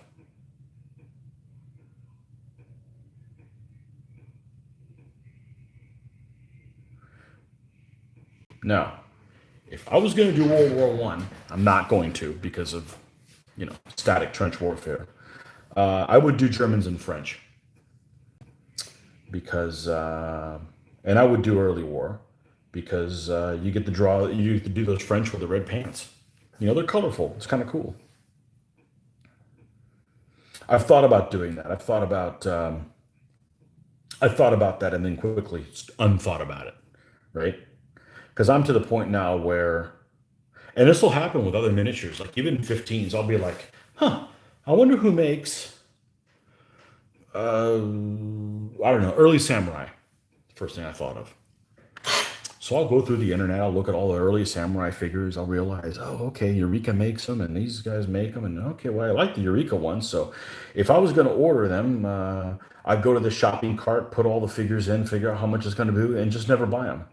Because I've gotten to the point where I have so many things I don't use anymore, and trust me, I have a lot of stuff, but from a gamer standpoint, I don't have shit. Okay, some of you guys have just gone hog wild, and that's fine. You're allowed to do that, but I just I like to learn from other people's mistakes. When you buy a lot of things and don't do anything with them, I kind of I don't know. It kind of gets to me, And my wife's even said, I said, you can buy whatever you want, but make sure you use it. Okay. Well, there's a limited amount of things I can build in a year, so that kind of holds me back. So, but yeah, I'll get a wild hair up my ass and go, I wonder who makes these guys, and go through the whole process of what I would buy and everything, and just never purchase them because I kind of get the thrill out of figuring out what I'm going to do and with what, and then by the time I realize, oh, now I got to paint them. Well, I got lots of other stuff to paint that I already have. So, okay, well, that was fun, you know. But I bought lots of stuff in the past and never did anything with it. So I don't want to do that anymore. I want to use what I have. That's one of those things when I went to the one show and I bought this wet palette. I'm like, 50 freaking dollars. Oh my gosh, am I going to regret this? Nope. I should have bought it sooner because I use this every single time I paint. So there's value right there. Okay. Um, every single time you paint, you're using something. So if this thing costs $200, let me use an extreme example. If this thing costs $200, it would be worth it because I use it every single time I paint. You know, if this Ott light, which is awesome, I highly recommend Ott lights if you guys don't have one. If it dies, they're like $100 or something like that. Well, I happen to buy, they were like 50% off or something like that. So I bought two. Okay, we've got one in the living room that we can use for reading. Or as I like to say, when this one craps out, I can take that one. But the bulbs, This thing's burning, I don't know, 13 watts or something like that, and it's bright as hell. I mean, you probably, I don't know if you can tell on the picture, but the light is fantabulous. Okay, so they're worth every penny. If all of a sudden they're like, well, new ones, both of mine die and new ones cost $600, well, I guess I'll have to buy one. Because again, it's something you use every single time you play, every time you paint. So that's just one of those. That's just one of those things. If you buy a laptop and you use it every day, it's pretty much pays for itself. If you buy a laptop and you rarely use it, you wasted your money. This is Tony Philosophy 101. So you could take it or leave it. Do whatever you want with your money. I wouldn't say I'm stingy. I just like to feel good about the decisions you make. So more isn't better. More isn't better. You need to like what you have and use what you have, and you know I did. There was days when I was just in the early 90s where I, I would just buy models and I'd start building one, and then like there was a decision that needed to be made about whatever it was.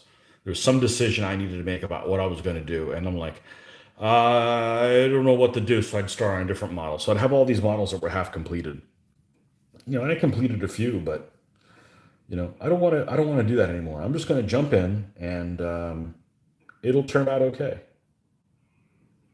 It will turn out okay. Anyhow, that was my. Oh man, Jesus, World of Tanks. You know what I hate about World of Tanks? Well, there's lots of things I don't like about it. It's fun. I've played a fair amount of it. I played some on the computer, and then my computer died, and then I played on Xbox. But I don't want to talk. I don't want to interact with people I'll never meet. Like if we had a World of Tanks group for people that were on this channel, that would be okay. Okay, because we have a common interest. But I don't want to listen to some 7-year-old just rattling off. I remember a long time ago. And I'll never forget this. I was playing some game. I forget what it was. Whether it was Grand Theft Auto or something like that. I was playing some kind of game, and there was a 7-year-old that was just rambling on, and all he would say is, "My mittens, my mittens. I gotta find my mittens, my mittens, my mittens. I gotta find my mittens." And he was just hogging the airwaves doing that. And he wasn't being nasty to anybody. He was just being freaking annoying. It was past his bedtime. And I just, when I do play online with other people, I don't even turn the microphone on. So it's like, am I really having a social experience with other people? Or, am I kind of just playing against the AI, but it behaves differently based on the way other people play? So I don't know.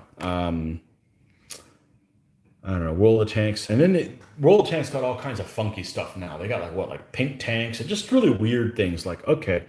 And I don't pay money for any of those things that you can play free because I always get tired of them before you end up spending a dime. 42 is when the war was really over.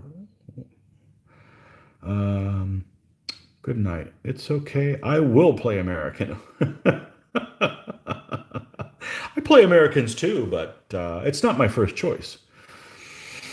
I did British Para, 30th Corps, and American 82nd, 81st Airborne for Market Garden. There you go.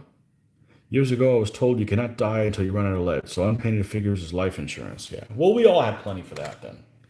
I'm going to go grab another soda. I have run around circles with my vocal cords, so I will be right back in mere moments.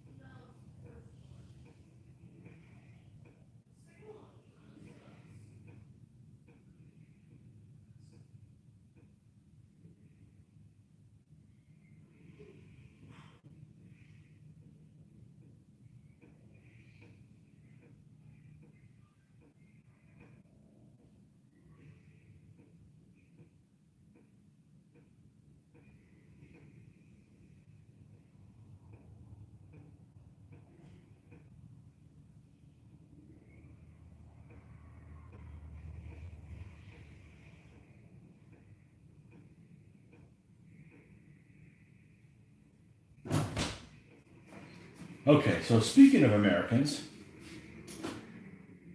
there was a thing 20 years ago or so, maybe it was more than 20 years ago. This place online, I want to say it was called MagWeb. And on MagWeb, there was articles from different sources for many things. And there was articles from many sources for skirmish scenarios. And I think I had one there somewhere. And the Americans thing reminded me of that there was a scenario in Tunisia, and it had two German forces and a British force and an American force. And it was really cool. I mean, it was like one German force had like a Tiger 1 and like a short barreled 3N. You know, those guys that used to follow them around for tank support. There's a few of them that went to North Africa and Tunisia. It supposedly took place in Tunisia, this particular scenario. And then like some infantry. And another one of the German forces might have had like a half track, a long barreled 4 and a long barreled 3 or something like that. Long barreled Panzer 4, long barreled 3. Long barreled Panzer 3. And like the British force had like I forget, it was like a Valentine or anyways, each force had like a couple of vehicles and a couple of infantry squads. And they came from different edges of the board, and there was terrains and had different objectives. And they were really cool. And the American force was really interesting because it had a Lee tank, and I think it had one of those tank destroyers that was based on a half track. So it had like shit armor, and then had like a 3-inch gun on it or something like that. You know, 76 millimeter gun. So it was like a little smorgasbord of stuff. And I thought, well, I may do something like that at some point, because I thought that was kind of cool, where everybody, you could play different kind of forces, and they came from like different corners, and they all had like different objectives. Like one of the forces was like to get off one edge, and another one was like to fight one of the other ones and take one town. And it was hokey, but it was a way to have, you know, different forces doing different things. And I thought it was kind of cool because it was I just thought it was neat. I don't know why, but you reminded me when I said American. So yes, I subscribed. I believe it was Russ Lockwood. I don't recognize that name. I think I did too. Man, that was so long ago. That may have been even before PayPal. That was a long time ago. That was a long time ago.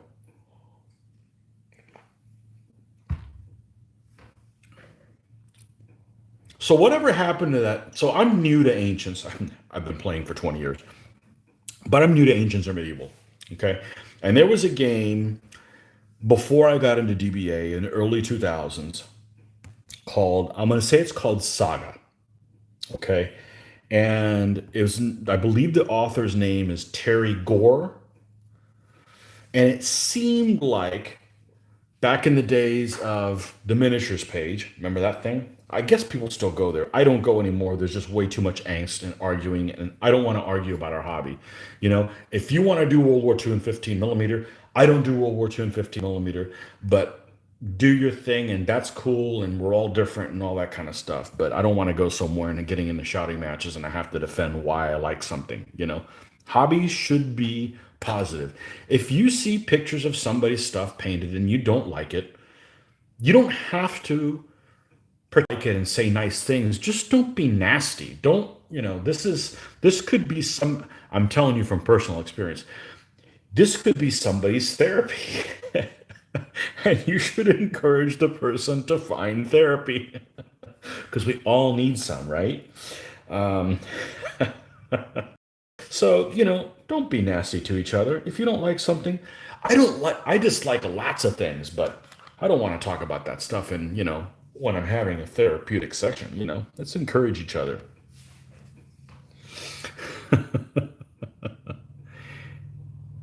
Terry Gore, yes. Okay, so what was that rule set like? Was that like DBM where it was like super detailed? Um, it just kind of disappeared. Um, I know that it had a lot of figures on it. I'm pretty sure. I suspect it probably had DBX basing, as just about everything has. But I think on scale it was something like. It's funny. In the mid 90s, I went to a hobby store back when we used to travel to different places to buy, things. There was a hobby store in Tampa. Tampa's about 2 hours, 2.5 hours away from us. So, when we were in our early 20s, we'd get in the car, make a road trip, and go down to Emperor's Headquarters or Modeler's Mart or one of those places.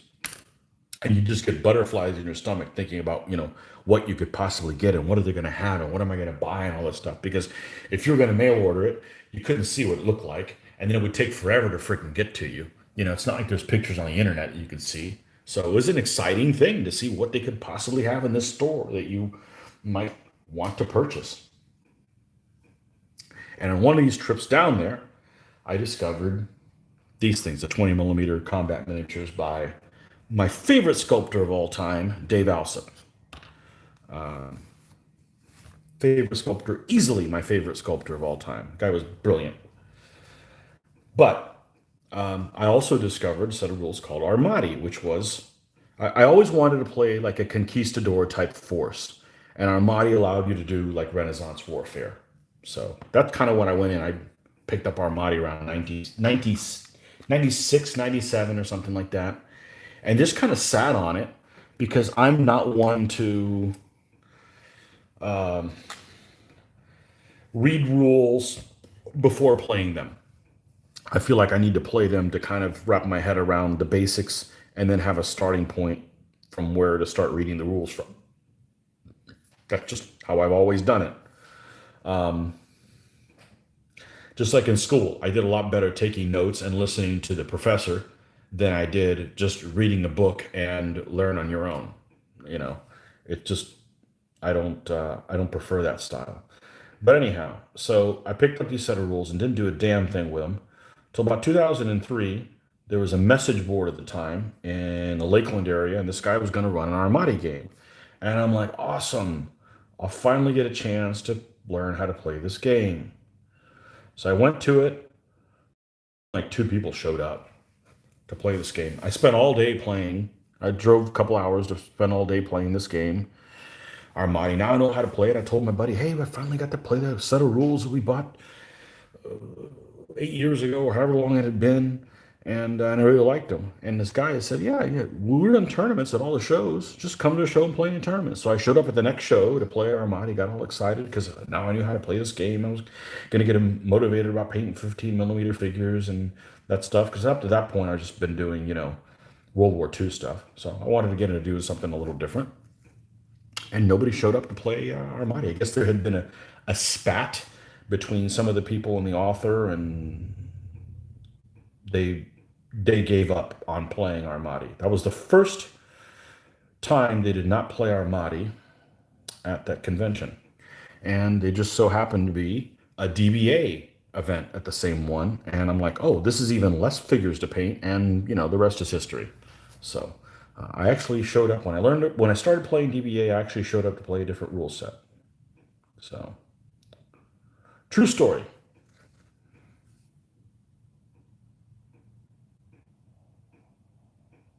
But after playing DBA for so many years, I'm the problem with the rule set is the way that the rules are organized. It's not necessarily the wording. I think I can wrap my head around most of that, but it's always I think the difficulty is for people have a very hard time trying to, and I don't blame them, trying to figure out how to play the game correctly. Just the way the rules are organized. They're just not organized in the way that most other rule sets are organized. If you come from playing Avalon Hill games, they're not organized like that. Okay, Avalon Hill's games are they were the standard. I played ASL for many years, and then came to playing DBA, and I'm like, I can't make heads or tails out of this stuff. But even now, I'd say the problem is they almost like they need like a flow chart. So you don't skip stuff, and a lot of it is that nothing seems to be repeated in the rules. So there might be one description of how a particular unit behaves in the unit description of it, even though it's a description that would take place in the combat. When you go in the combat section, it's not mentioned because it was mentioned earlier in the description of the unit. And that's just really weird. It's just really weird that it's that way. But we've just kind of accepted it, and and I've played it so many damn years now that I mean I'm getting close on my 2000th game, so yeah, we're kind of stuck with it.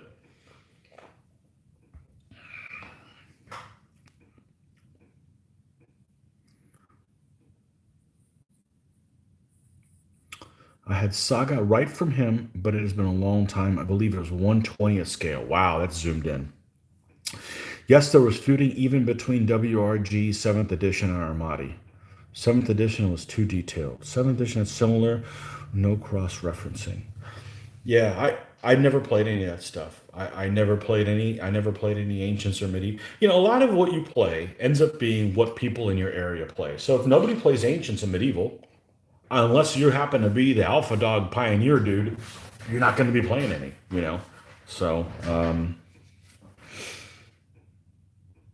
yeah. I happen to like it because coming from a background that everything was World War II, I was running out of things to learn about. It's not that I know everything about World War II, but I was running out of things that I was interested in World War II to learn about. Um, I feel like I have a pretty good understanding of it. And then there's a podcast I listen to, excellent podcast, called Dan Carlin's Hardcore History, and he did a series recently, or he's doing it. I don't think it's done, called Supernova in the East, and it involves the Pacific War, World War II, which is not what my main focus is. And I'm listening to him, and his episodes are like 4 or 5 hours long each. He's excellent. I love his stuff, and I realized how little I know about the Pacific War, like the Philippines. I didn't know jack shit about what happened in the Philippines, Corregidor, or all of that stuff. I mean, yes, I knew eventually who won or whatever, but the details of all the tribulations that went through, well, I don't know anything about that. And it was kind of cool learning about other things that I had no idea about. That was still World War II. Um, Yeah, I had a buddy of mine when we were doing naval combat. He was big. He was big on the Pacific. I never was. I love the Mediterranean stuff. Love the Mediterranean stuff. Um, I uh, I love the British. The British have the freaking coolest ship names ever, and they camouflages that go every which way, and it's of course it's classic to do the stuff the British German engagement stuff. That stuff's classic. But when you do the med, you have the option of both sides have land-based aircraft, both sides have full battle fleets that could get into, battleships and heavy cruisers and destroyers and all this stuff in mixing it up with each other. So it's much more complete. And yeah, I always like the Mediterranean. I always like the Mediterranean. The Pacific, I didn't mind if you're doing ABDA stuff. Once you get past Guadalcanal, it's like, why bother? You know, the Americans have basically one type of destroyer for the most part, and one cruiser all the same, and it's all carrier actions. Which, if you're if you're into dreadnoughts and stuff like that, battleships, you know the mere fact that there's aircraft carriers on the table basically of to avoid the type of combats that you want to participate in. Again, from a war game standpoint, not saying they did the wrong thing in real life. I'm just saying that from a war game standpoint, that's not as fun for me.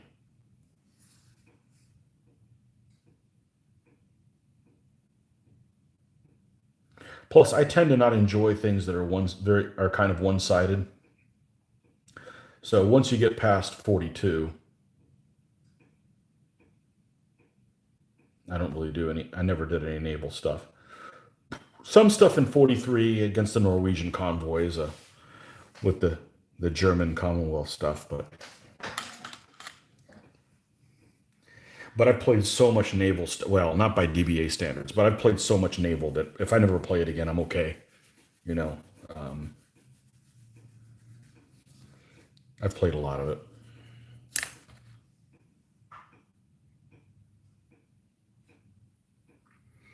Anyone playing DBMM? But American Artillers, so much fun.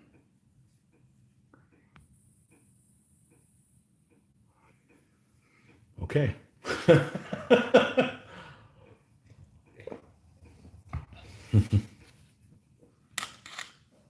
Well, Stephen, you're not from the US, I'm pretty sure.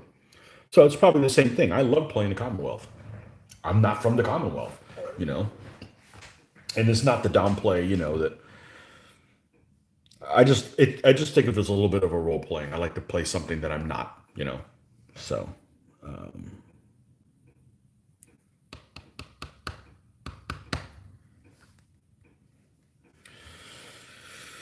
doo-doo-doo-doo-doo. New York State, yo, well, forget that. Well, you sound like someone that's from across the pond, your name. So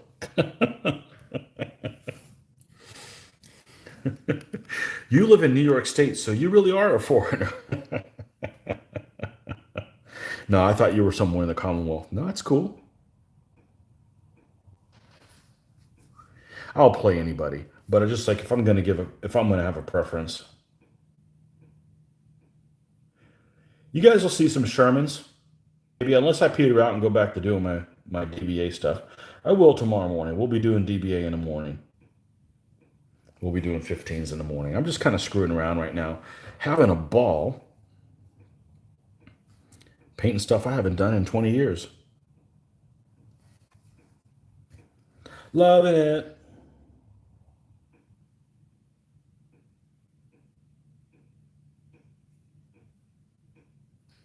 I guess 2 is the speed where the fan likes to. Great. All right, we'll go up to 3. It's like 40 degrees or 30 something degrees out, but I need to run the fan in here. I'm used to always having air circulation. So I hope it's a cold weekend because I love cold weekends at home because we don't run the heater. And you'll have like a cold day at work, and then those sons of bitches will have the freaking heater on like 75, and it'll freaking kill you. It'll burn every little bit of moisture on your body. It's Florida. Heaters should be illegal here.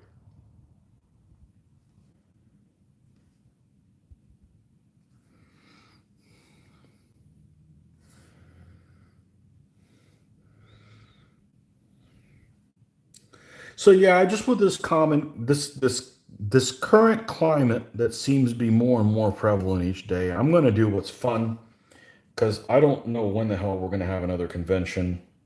I'm not going to say if ever, but you know, I'm not going to. I'm just going to do what I need to do. I'm not going to plan for anything. We're not going to have a video that we'll do like last year this time when we laid out what we were doing at Historicon and all our shows, and then we ended up having to eat our words because this this happened. The pandemic happened. So I will not be making any public plans on what I'm going to be doing until things get back to 2019 and earlier levels, if that ever happens. So right now we're just going to do what feels good. But regardless, we're still going to do these videos because they help me get things done. If it helps you guys off as well, for those of you that can't really get together with people due to the current situation, well, that's just an added bonus, and that's awesome that you guys can use any little bit of help that you can in that respect. But yeah, we're just gonna do what feels good. We're gonna keep doing this stuff until YouTube starts charging me to do it, and then we'll have a problem. But if I was watching if I wasn't filming what I'm doing, which I don't know if any of you guys are even watching, probably just using it for company, which I don't blame you. That's exactly what I would be doing with somebody else. I would take one of my subscription guys, I would have them in the background, and I would probably, well, see, I'm doing World War II Russian stuff, so I'd probably take on somebody like one of the guys I'm subscription with, which is a guy named Tick. He's a Brit named Tick, and he's got some really interesting discussions, and he has a lot of wargaming type of stuff. but based on like he does like a whole series on Stalingrad and stuff like that. And I'd have him in the background, but what would happen is eventually I would get tired of him and go try to find another something else to listen to. And what would end up happening is I would end up spending the next 45 minutes trying to find the perfect thing to listen to. By the time I find it, it's time to go to bed because I'm worn out. So doing this keeps me on task and not searching for that the perfect thing to listen to. I'm just kind of plugging along. So this is much better for productivity.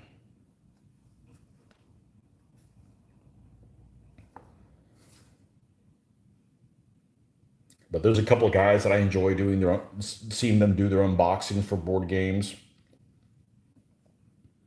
And it's funny. There are a couple of guys, two guys in particular, um, that I see. How can I put this and not make it sound ugly? I'm just going to come out and say it. They don't seem like they would be a lot of fun at parties, but they have a great voice and it's very calming and they have great meter and everything. And I enjoy watching unboxings and hearing the crinkle of the parts and how it's very relaxing. It's very relaxing. So I lately in the last 6 months probably haven't watched them worth a damn because I've kind of been making my own content. But yeah, there's stuff out there that I enjoy kind of having in the background and just kind of chilling with, you know.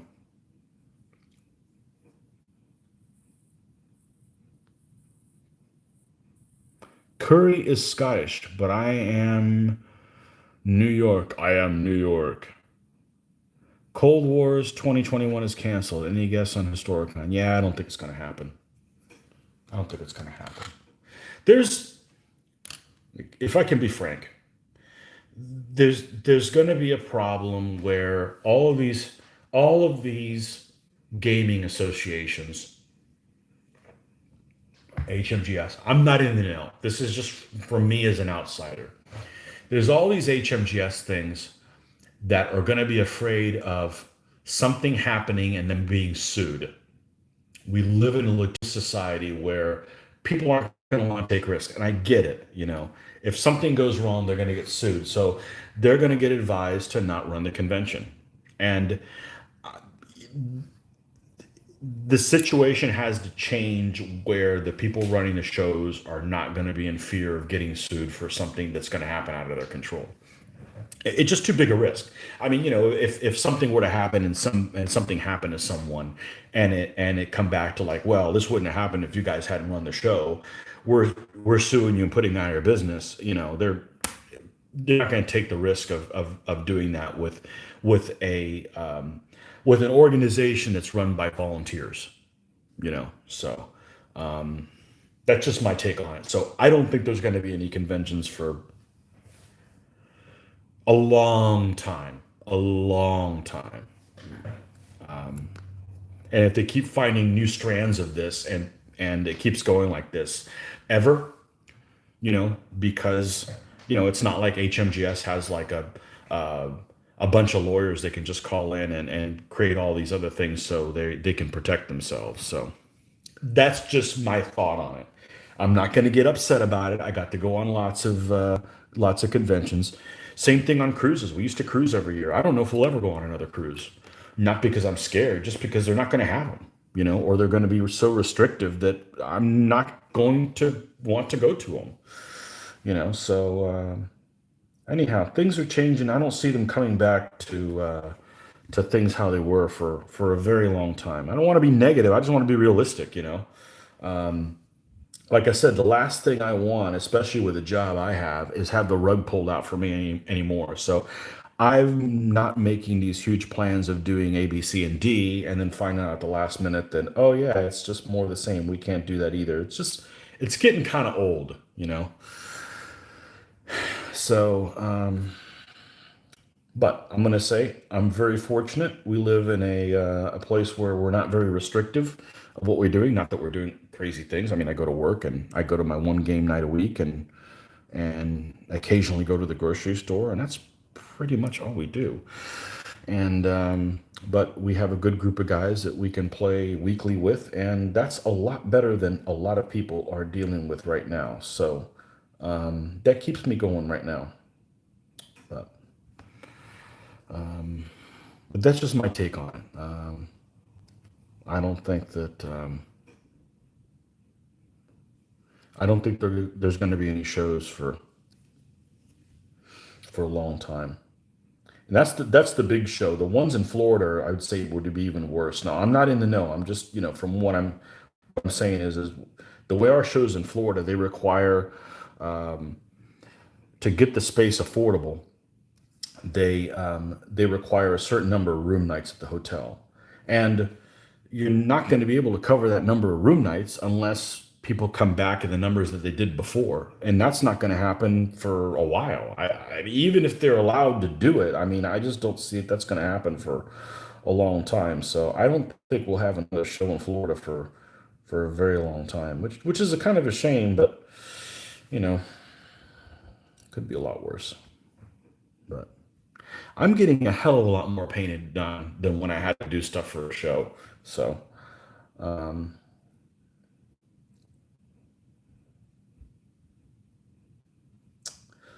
the only frustrating part about it is work is extremely busy. So it's like, you get all the stuff you want and none of the stuff that you don't. You've got like vacation, no, you got nowhere to go in all these days that you need to use up, or you know, you don't. It's not like you get paid for them. I mean, obviously every job's differently, but I got to use my days. I can't carry them over or anything. So, anywho, only 18 more years to go, and I don't have to worry about all that crap, right? I can just sit at home and in my underwear and paint models.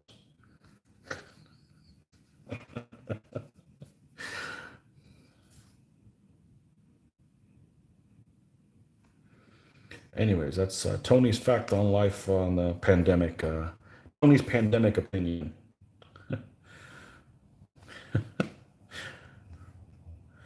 Don't make any freaking plans because it's all out of our control.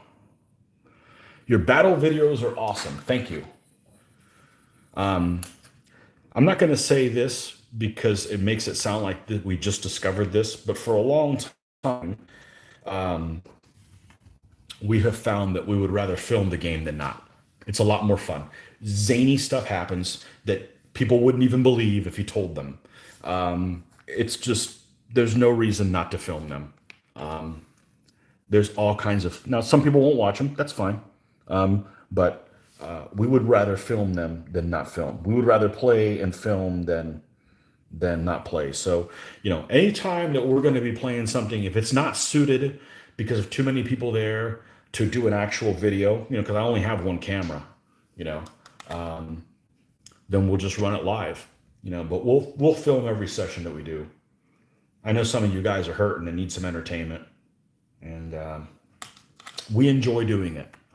We enjoy on doing the filming stuff. So, New York State, we have Cuomo. Okay, we have many requirements to get. Oh, text from the wife. Okay, let's start that back over again. Okay, in New York State, we have Cuomo. We have many requirements to get tested if we leave the state and come back, and a required quarantine period when we cross back over. Okay, we don't have all that stuff here. I don't go anywhere. I've been healthier this year than any other year, and a lot of it is, we're not going to Disney, and we're not picking up common cold and germs you would normally get from people traveling from other countries that you would be fine with. But I haven't had the sniffles or anything. So I personally have been healthier than any other year. I think more people are washing their hands than ever before, and that's probably a huge thing. Um, but yeah,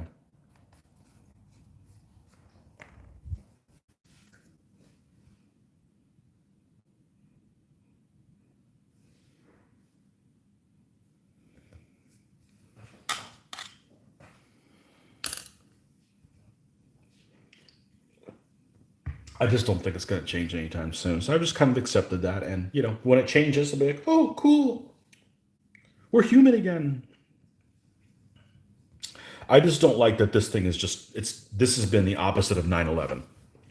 I think 9/11 kind of united us, and this is like everybody's at each other's throats because some people don't want to follow the rules. Some people want to be rule enforcers. In other words, be dickheads about it. So, I mean, it just kind of put everybody in each other's throat.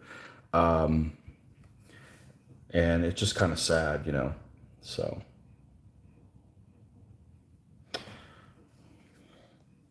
I'm a big fan of leaving people the hell alone. I don't like something, I'm going to go the other way. That's just how I am. I get paid to deal with conflict. When I'm not being paid, I'm going to avoid the hell out of it. So,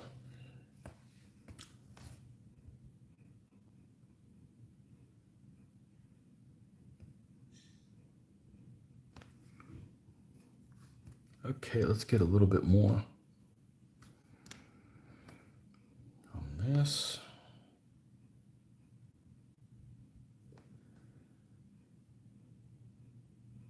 And some people I think are just comfortable with this being the normal, and I'm not one of them. I don't want to live like this forever. I am not willing to give away my 2019 freedoms. It's just like, remember what happened with 9/11? You could take your loved ones to the airport, to the gate. You can never do that again.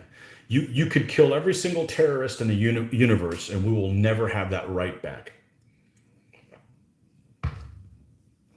And I got a problem with that.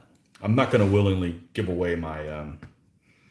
If there was no rules all of a sudden tomorrow, I wouldn't all of a sudden start misbehaving. I know what to do. I know how to behave in a civilized society. They're not, the laws weren't written for me. I know how to behave. Uh-oh, we have a visitor. Aha, I'm being summoned. Hold on, I will be right back. Enjoy this little vehicle filled with tiny little communists.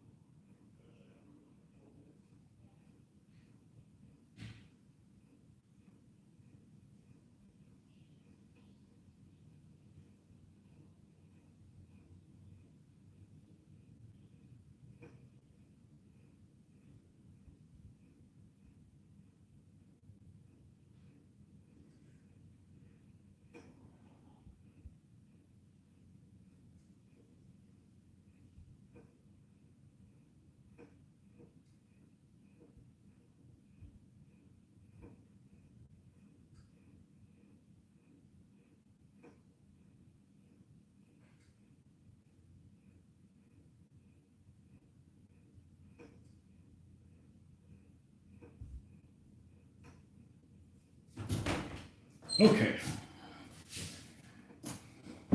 Yeah, there's no way I have the energy to be doing this at 10:10 if I hadn't been, rambling on and on. So.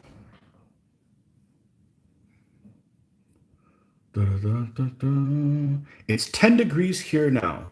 What is the temp in Florida? I have to go see you. Okay, so it gets down. We probably will get under freezing. We've had the coldest spell this year than any other year that I can remember, and I've lived here since 1981. It'll get under freezing probably 2 weeks worth a year. Now it'll warm up, but it can get down to like 15 or 16. But R15 or 16 is pretty cold because it's penetrating. It's wet, which is better for you. I don't. I can't handle the dryness. The dryness will kill me. But it's been at night in the 40s and 50s. A couple of nights it's been in the 30s, and then it'll warm up into the sometimes 72, 73, but most of the time into the 60s. So this time of year is the good time of year. The people that don't like the temperature here this time of year is the one I want to punch in the face because I can deal with this year round. Other than you don't have any bugs. You don't have to run your air conditioning. You don't have to shovel anything. The skies are perfectly blue and clear. Sometimes there's even a breeze, which I'm in the middle of Florida, which is very unusual. It's really the best time of year right now. And yeah, now in the summer, it's the hot nights. It's those nights where I come back from maybe Mitch's house. We'll have a game night. We got to run the AC there. You step outside. It's 86 degrees. It feels like a swamp. Bugs are everywhere. It's like no, no. That's like miserable. Like why would somebody live in this bug infested place? In the summer, but at night because you can deal with it being hot in the daytime, but the sun's not even out. Why the hell am I sweating? It's freaking dark completely, you know. So 10 degrees, that's pretty cold. I could deal with 10 degrees. I just can't deal with it. The dryness just freaking hurts. My skin hurts, and I have psoriasis, so not really bad compared. Like, don't go online and look pictures of that because, like, holy shit, don't. If you have something, don't look of other versions of things that people have because you're like, whoa, I don't have nothing compared to that. But my skin does get really dry, so from that standpoint, and then hurts. So, but it's been very moist winter this time because my skin hasn't hurt this cold season. So that's something. So I like cold and wet, wherever the hell that is. Although I think New York's pretty, the East Coast is wet-ish. It's just when we went out to Colorado and Utah, man, it's so freaking, it's gorgeous, but man, it is so freaking dry. I don't like having to drink water like a medicine, so I don't get a migraine, and that's basically what I had to do.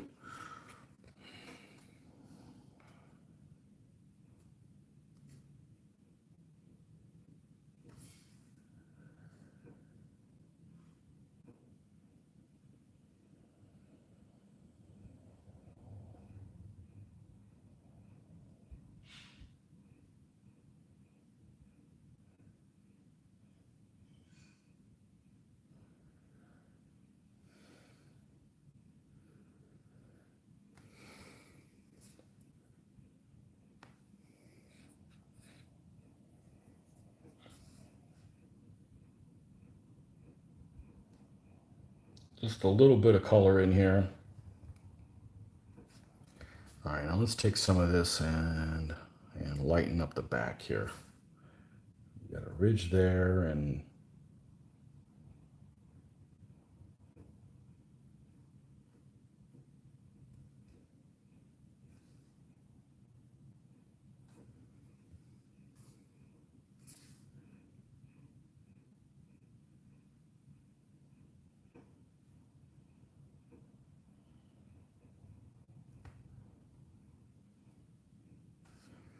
now I could go in there, buy some oil paint lines and stuff like that. I don't think I'm going to go and do that.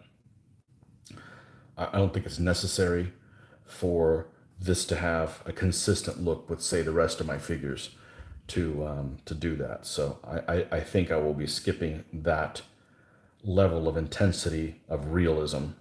I can do the stuff with the products I already have with thin washing and stuff like that if I really need to. So we do need to get a little piece of sprue and put the little machine gun in there. Actually, that ball mount came without even a hole in it. So this thing is really crude. I mean, I'm going to be honest with you. It's crude. That's okay. I already had it, and I think it'll paint up okay. Okay, let's see what it looks like with the turret on it.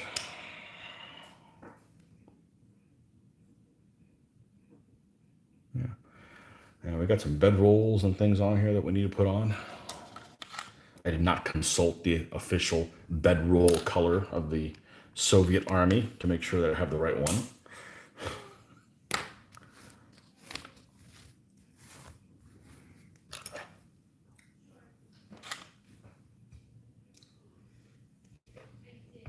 Close is good enough for this stuff.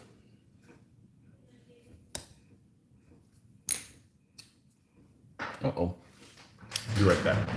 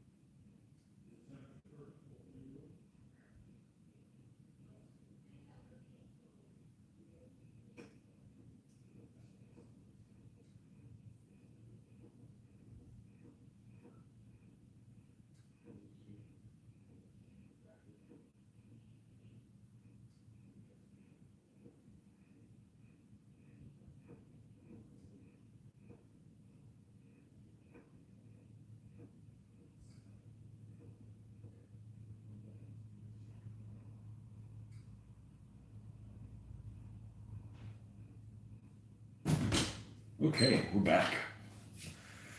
Let's do some bed rolls. Let's do some bed rolls. 3 people were bored and didn't leave. I love it. Love it. Okay, good stuff.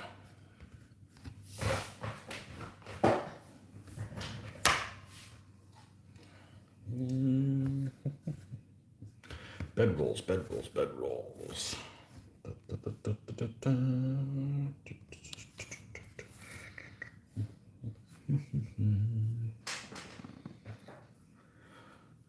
Was this one of the ones that we used yesterday? Let's try leather brown. What's the worst that could happen? I don't like it. I'll repaint it. Not that big of a deal. I think this is too detailed of a brush for what I've been using. Let me use one that's a little bit bigger. get this main color on. It's not like I don't have enough of them. I got lots of brushes here, and I've got other packs of them as well. Yeah, when I buy brushes, I buy a shit ton of them. So, and I've got these also to try out. I forgot about these. I bought these. These look like they might be better, but you know, I don't have any. I don't as much painting as I do. You'd think I'd have those Winsor and Newton things, but you know, they're too expensive, and nobody here locally has them. I'm not going to mail order brushes because if you guys have picked out any brushes, you know that all brushes are not created the same. Some just suck, and you don't know until you get them or take a look at them. So you don't want to spend over $10 for a brush, not including shipping, and it's a piece of crap, you know. So you guys know that. I'm just reiterating things you guys already know. All right, let's do some bed rolls here. And tomorrow we'll put the little gun in there. Well, not tomorrow morning. I said we're going to do 15s tomorrow morning. By God, that's what we're going to do. We're going to go back to working on this guy right here. Whoop. Well, not if we break them. Yeah. Little fancy archer dude. All right.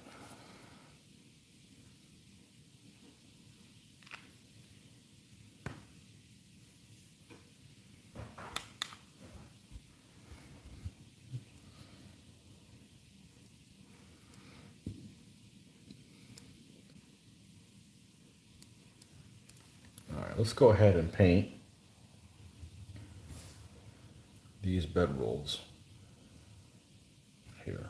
And we're going to lighten these up quite a bit, so.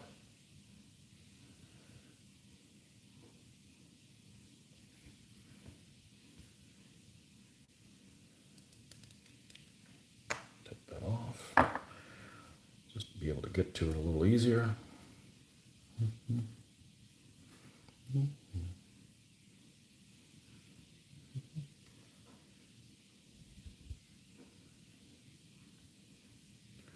How long have we been doing this? Almost 2.5 hours. Okay.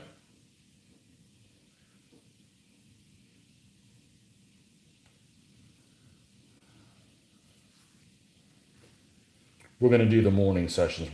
Well, this is what I'm saying right now. I'm gonna have to change my mind at any moment, but my intention is for the morning sessions we'll do 15s. We won't do these vehicles. I don't think the 15s would have kept me awake. I'm up at 5 a.m. every morning, so it's 10:22. So yeah, it's going to be difficult to stay awake doing that.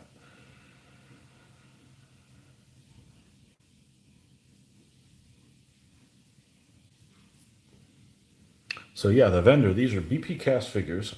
The guy who was making the BP cast, a guy by the name of Tom Panetta, he used to be a staple as a vendor at all of our Florida shows almost 20 years ago. And he just kind of fell off the map. So when I got these, it was a while ago. He used to be a vendor, and then Saturday evening, so basically the last big session of our convention, he would put on a big game. Sometimes it would be Russian Front, sometimes it would be Battle of the Bulge, you know, and he'd be one of those guys who would put on a big game, and he'd get multiple people playing in it. And it was a lot of fun, and he would sell things on the side as well. But I'd seen him probably 15, 16, 17, 18 years, something like that. So I think he's still selling BP cast stuff on eBay. I think I know there's a vendor that lives in the area where he used to live, and has BP cast stuff. So I can only imagine that it's him. But I haven't seen him in our shows in a long time. But that's how I got these miniatures. And I'm not sure what the original miniature of this is, whether this was a model kit that he turned into a resin kit or something like that. But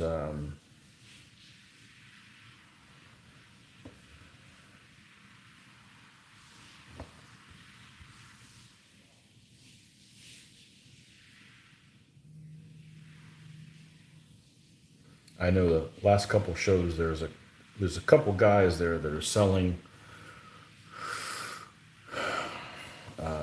They're selling uh, the 3D printers.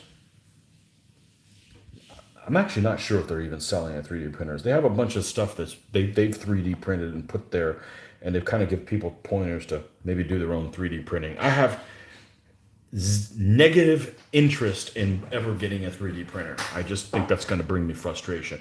If I want something 3D printed, there's some stuff out there that's gorgeous. I would just pay somebody to 3D print it for me if I would need it that badly. But right now, I have plenty of things that, yes, they don't look as good as 3D printed things, but I don't need the frustration. I can just see, okay, oh, okay, we're going to work on something. I'll finish it up when I get home.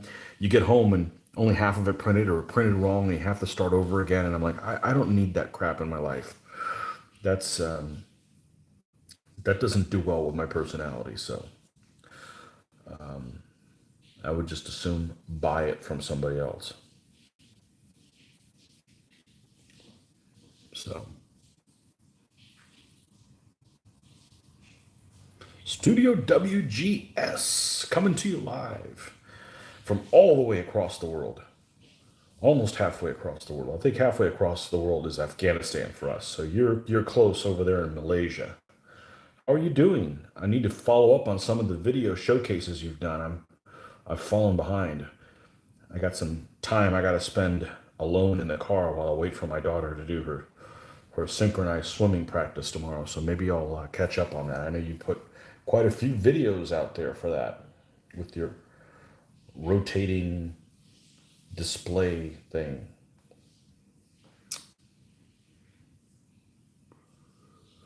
What are you painting this armor for? What rule set? Well, right now, no rule set. But if I was going to paint, there's a set of rules that we used to play in the early 2000s called the Face of Battle. I should do a battle review of that once if I decide to come back and start playing World War II again, I'll do a review of the rules. But they're out of print and they're extremely anal retentive. So they're certainly not for everyone. But that's how I like my WW2. I like my WW2 very particular. This is not the color that I want it to be. Stop. Full stop. All right. Nothing I can't fix. Let's see. Where's my white at? Let's get it over here. Yeah, they're very particular, and they are the opposite of DBA. I cannot get a game done in an evening. They are a trial in. Although if I did them again, I'm going to play one side. I'm going to run one side, and everybody else can just play, you know, the other team. So it makes it easier, you know. So one of the things about those games that if you're playing like a multiplayer game, it eats up a lot of time if you've got a type of a game where you can't just ask questions because you don't want the other side to find out what you're doing. So you're like, hey, GM, will you come outside and have this conversation with me so the other team doesn't hear?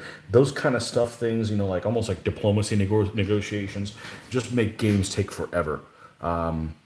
That's not necessary, you know, when you have everybody on one side. So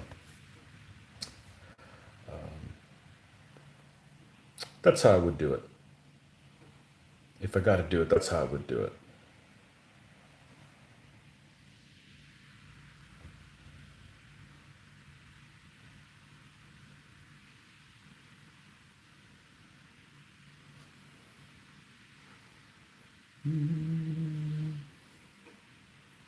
Add more white to this.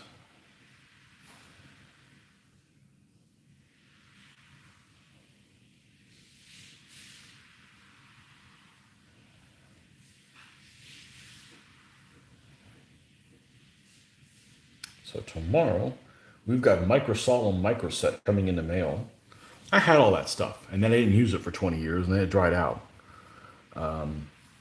And hopefully we can put some decals on these two guys. Not a whole lot, just some little red stars on there. And I'm fine painting the numbers. I don't have a problem doing that. Certainly I've got some red stars around there somewhere.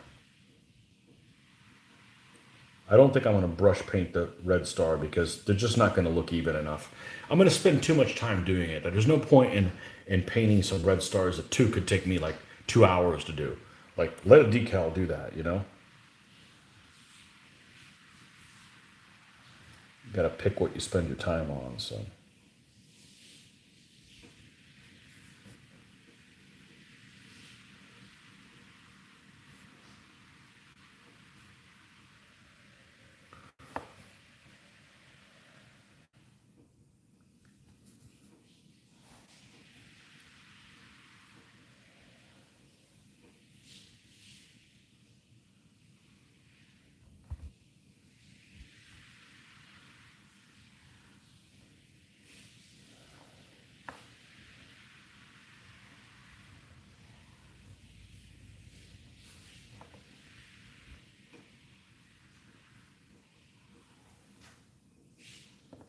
I guess the 3-speed makes sound too.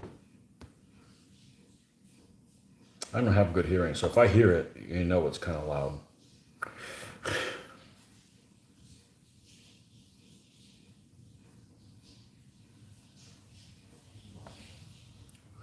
All right, let's go in here and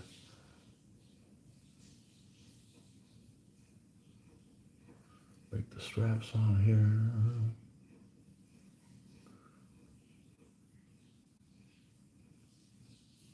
It does take the game to a new level. Decals are great, speed things up. Yeah. I enjoy painting all those little details, but they take time. And it's difficult to paint. It's not like you're painting iron crosses, you're painting, or Balkenkreuzes. You're painting stars, which have 5 ends, and they have to look symmetrical. So, you know, there's better things you could be spending your time on.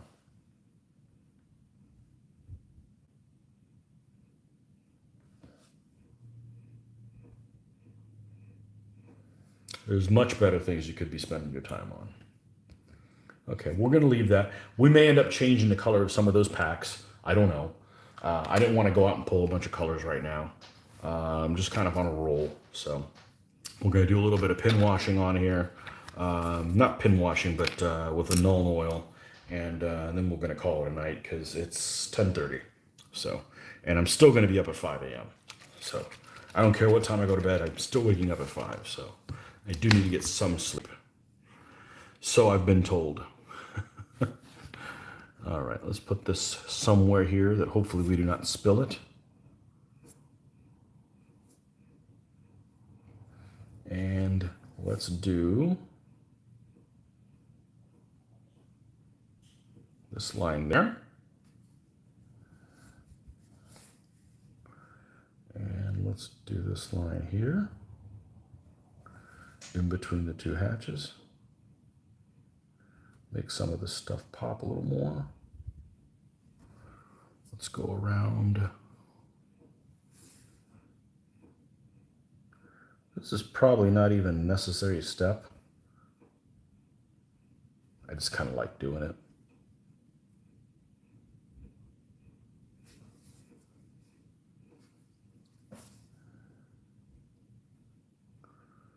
Yeah, see, I don't mind spending a long time painting something. What I don't want to do is spend a lot of time trying to airbrush something, figure out how to airbrush it, and then spend a lot of time cleaning it while I'm doing it all in the garage in a place that's less than the ideal temperature. Well, right now it's probably ideal, but most of the year it's going to be hot as crap in there. You know, I just have no interest in that. So we're gonna leave the airbrush alone and not go into getting one of those because I'd rather not spend several $100s on one in a compressor and then find out that I really dislike most of the processes that I have to do when I use that device. So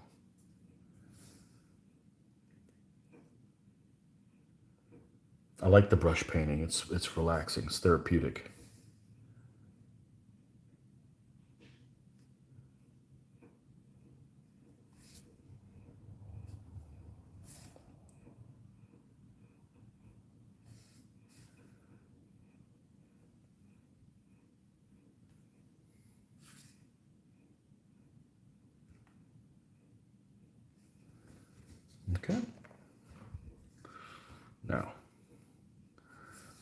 Let's do the vision slot here.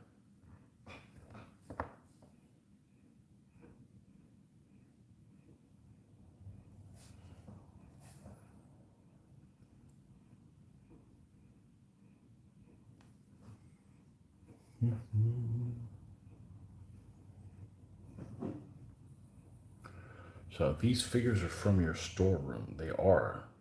I've had these guys for 20 years and never did anything with them. And these two models are crude as hell.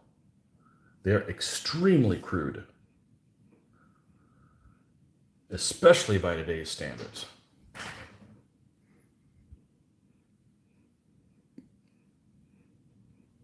But I already had them.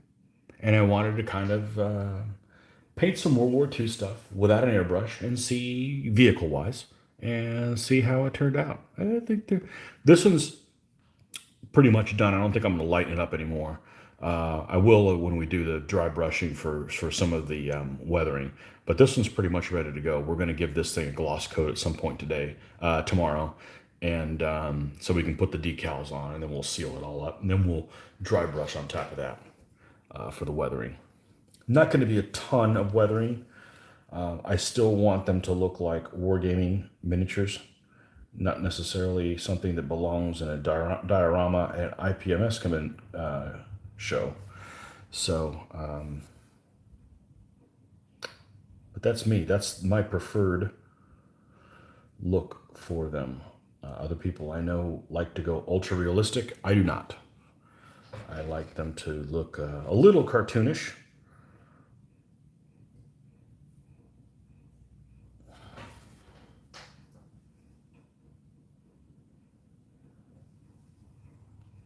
A little graphic novel-ish. That's just my preference.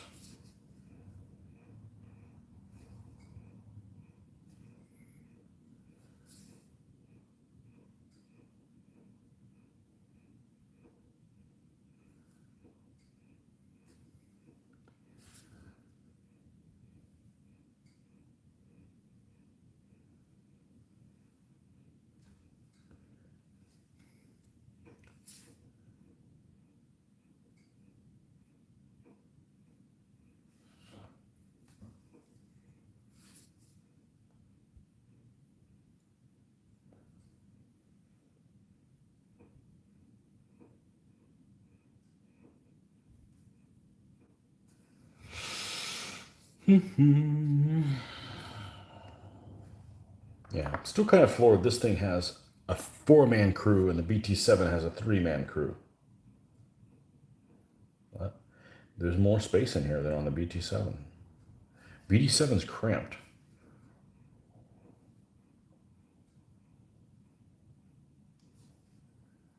Okay.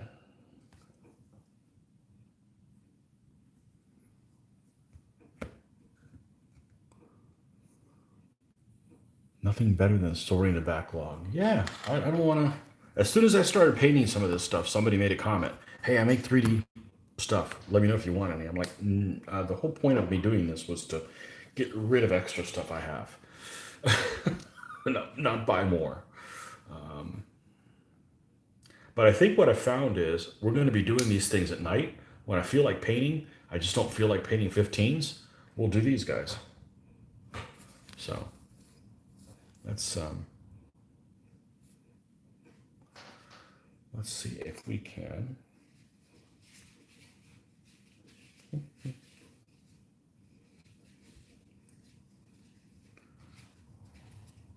This little foam block is coming really handy. This is actually a divider for a set of Cards Against Humanity.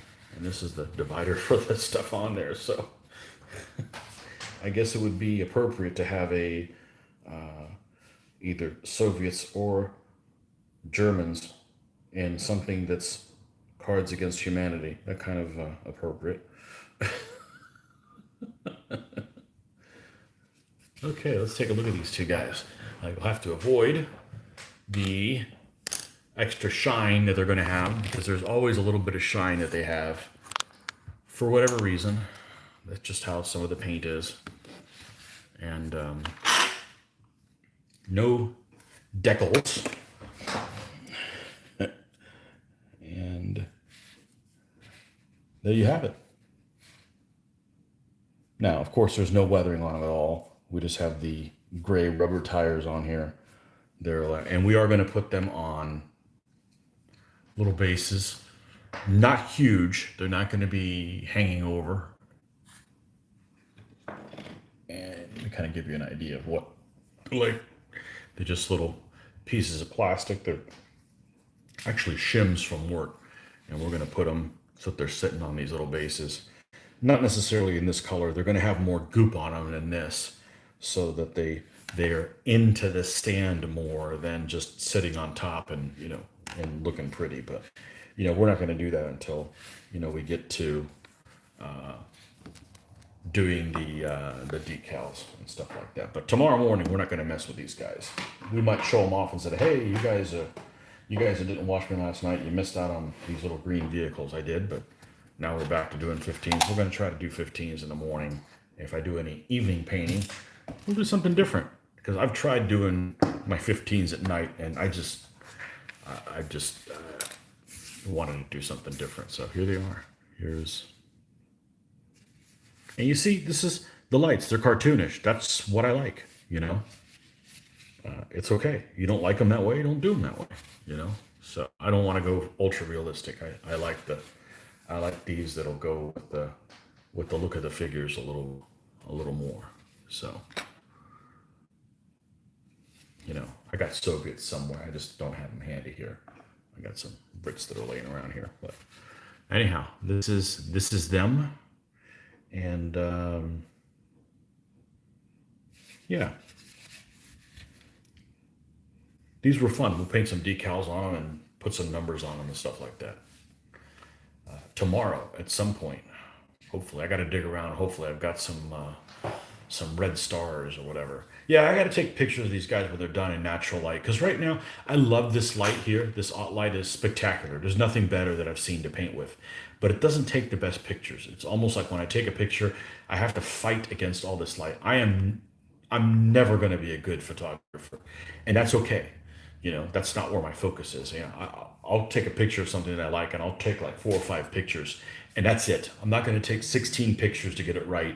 It's just not my love for it, So, but you go outside and everything looks great outside. So maybe we'll take some pictures of these guys outside after they're sealed or whatever, because yeah, they look pretty good. I'm pretty happy with them.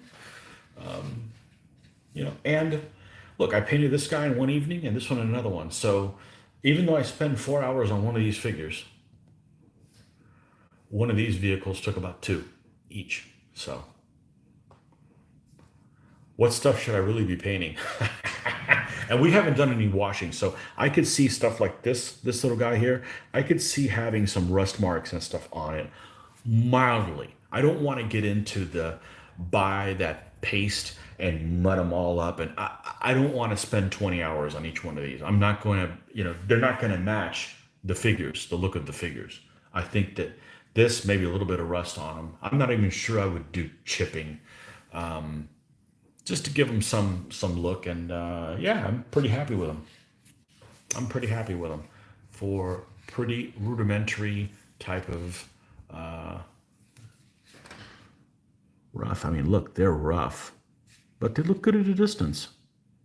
I wish one of them had like a hatch I could have molded open. I could have put a little figure in there and have it tie in there a little bit more, but there'll be time for that. We're going to do that. But I wanted to do some green ones. Because it was simple. I didn't have to decide what I was going to do for the color. Didn't decide if I was going to have to do grays or yellows if I was doing Germans. So now I feel really good about myself. So then maybe still painting another couple of Russian ones. I've got plenty of stuff to do. And not like some of you, but I do have more things to do. And eventually work my way through the stuff that I have. And yeah. What's cool is I'm able to post these on other sites other than the DBA sites. So, hopefully people on there aren't nasty. We'll see. I did go on one site a long time ago, and I made some kind of comment, and somebody like jumped on me about it, and it wasn't a derogatory comment, and I'm like, okay, I don't argue with people online. I just leave the group. It's not worth my time. My hobby will be all positive stuff, or I'm just not going to do it. So yeah, there you go. Couple of 45 millimeter armed vehicles. And I wouldn't be surprised if the armored car actually has more armor than the tank. The tank might actually end up having more armor by the time it's done, because it is sloped, whereas the armored car is basically almost like straight slab armor. But that BT7 doesn't have, I'd be surprised if it has 20 millimeters of armor anywhere. And I'm going to take a look. And it does. Now, see, this is a cool book. This is the kind of, can you guys even see this? Let's see this. I don't know if it's coming up on here, but here's a BT7, and it talks about on the front hull, side hull, rear, top, the bottom, and then on the turret, same thing. So this gives you all kinds of armor. So it looks like the most armor it has is on the front, 22 millimeters. The side of the hull is 13 mil. That's nothing. This is just, its best defense is freaking speed. And I don't think the armored cars are in here for whatever reason. It does say armored vehicles, but I don't think the BAs are in here. Let me check. Let's see if that has a proper index.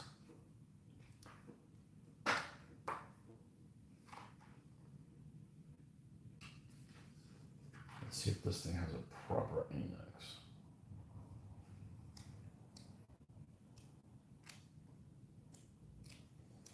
It does not. But 22 mil on the front of this BT7. That's pretty mild. That's definitely very mild. So let me go a little earlier, see if the armored cars are here before these light tanks. I could have just looked this up on the internet, but I had this handy. No, they're not in here for whatever reason. So, yeah. So anyways, very light tank. Very, very light tank. So anyhow, there you have it. Okay, folks. Well, as always, happy painting, and we'll catch you guys tomorrow morning in about 7 hours. We'll see you guys again. So have a good night, and happy Friday or happy Saturday, depending on which one you're celebrating. See you later, folks. Thanks for stopping by. Bye-bye.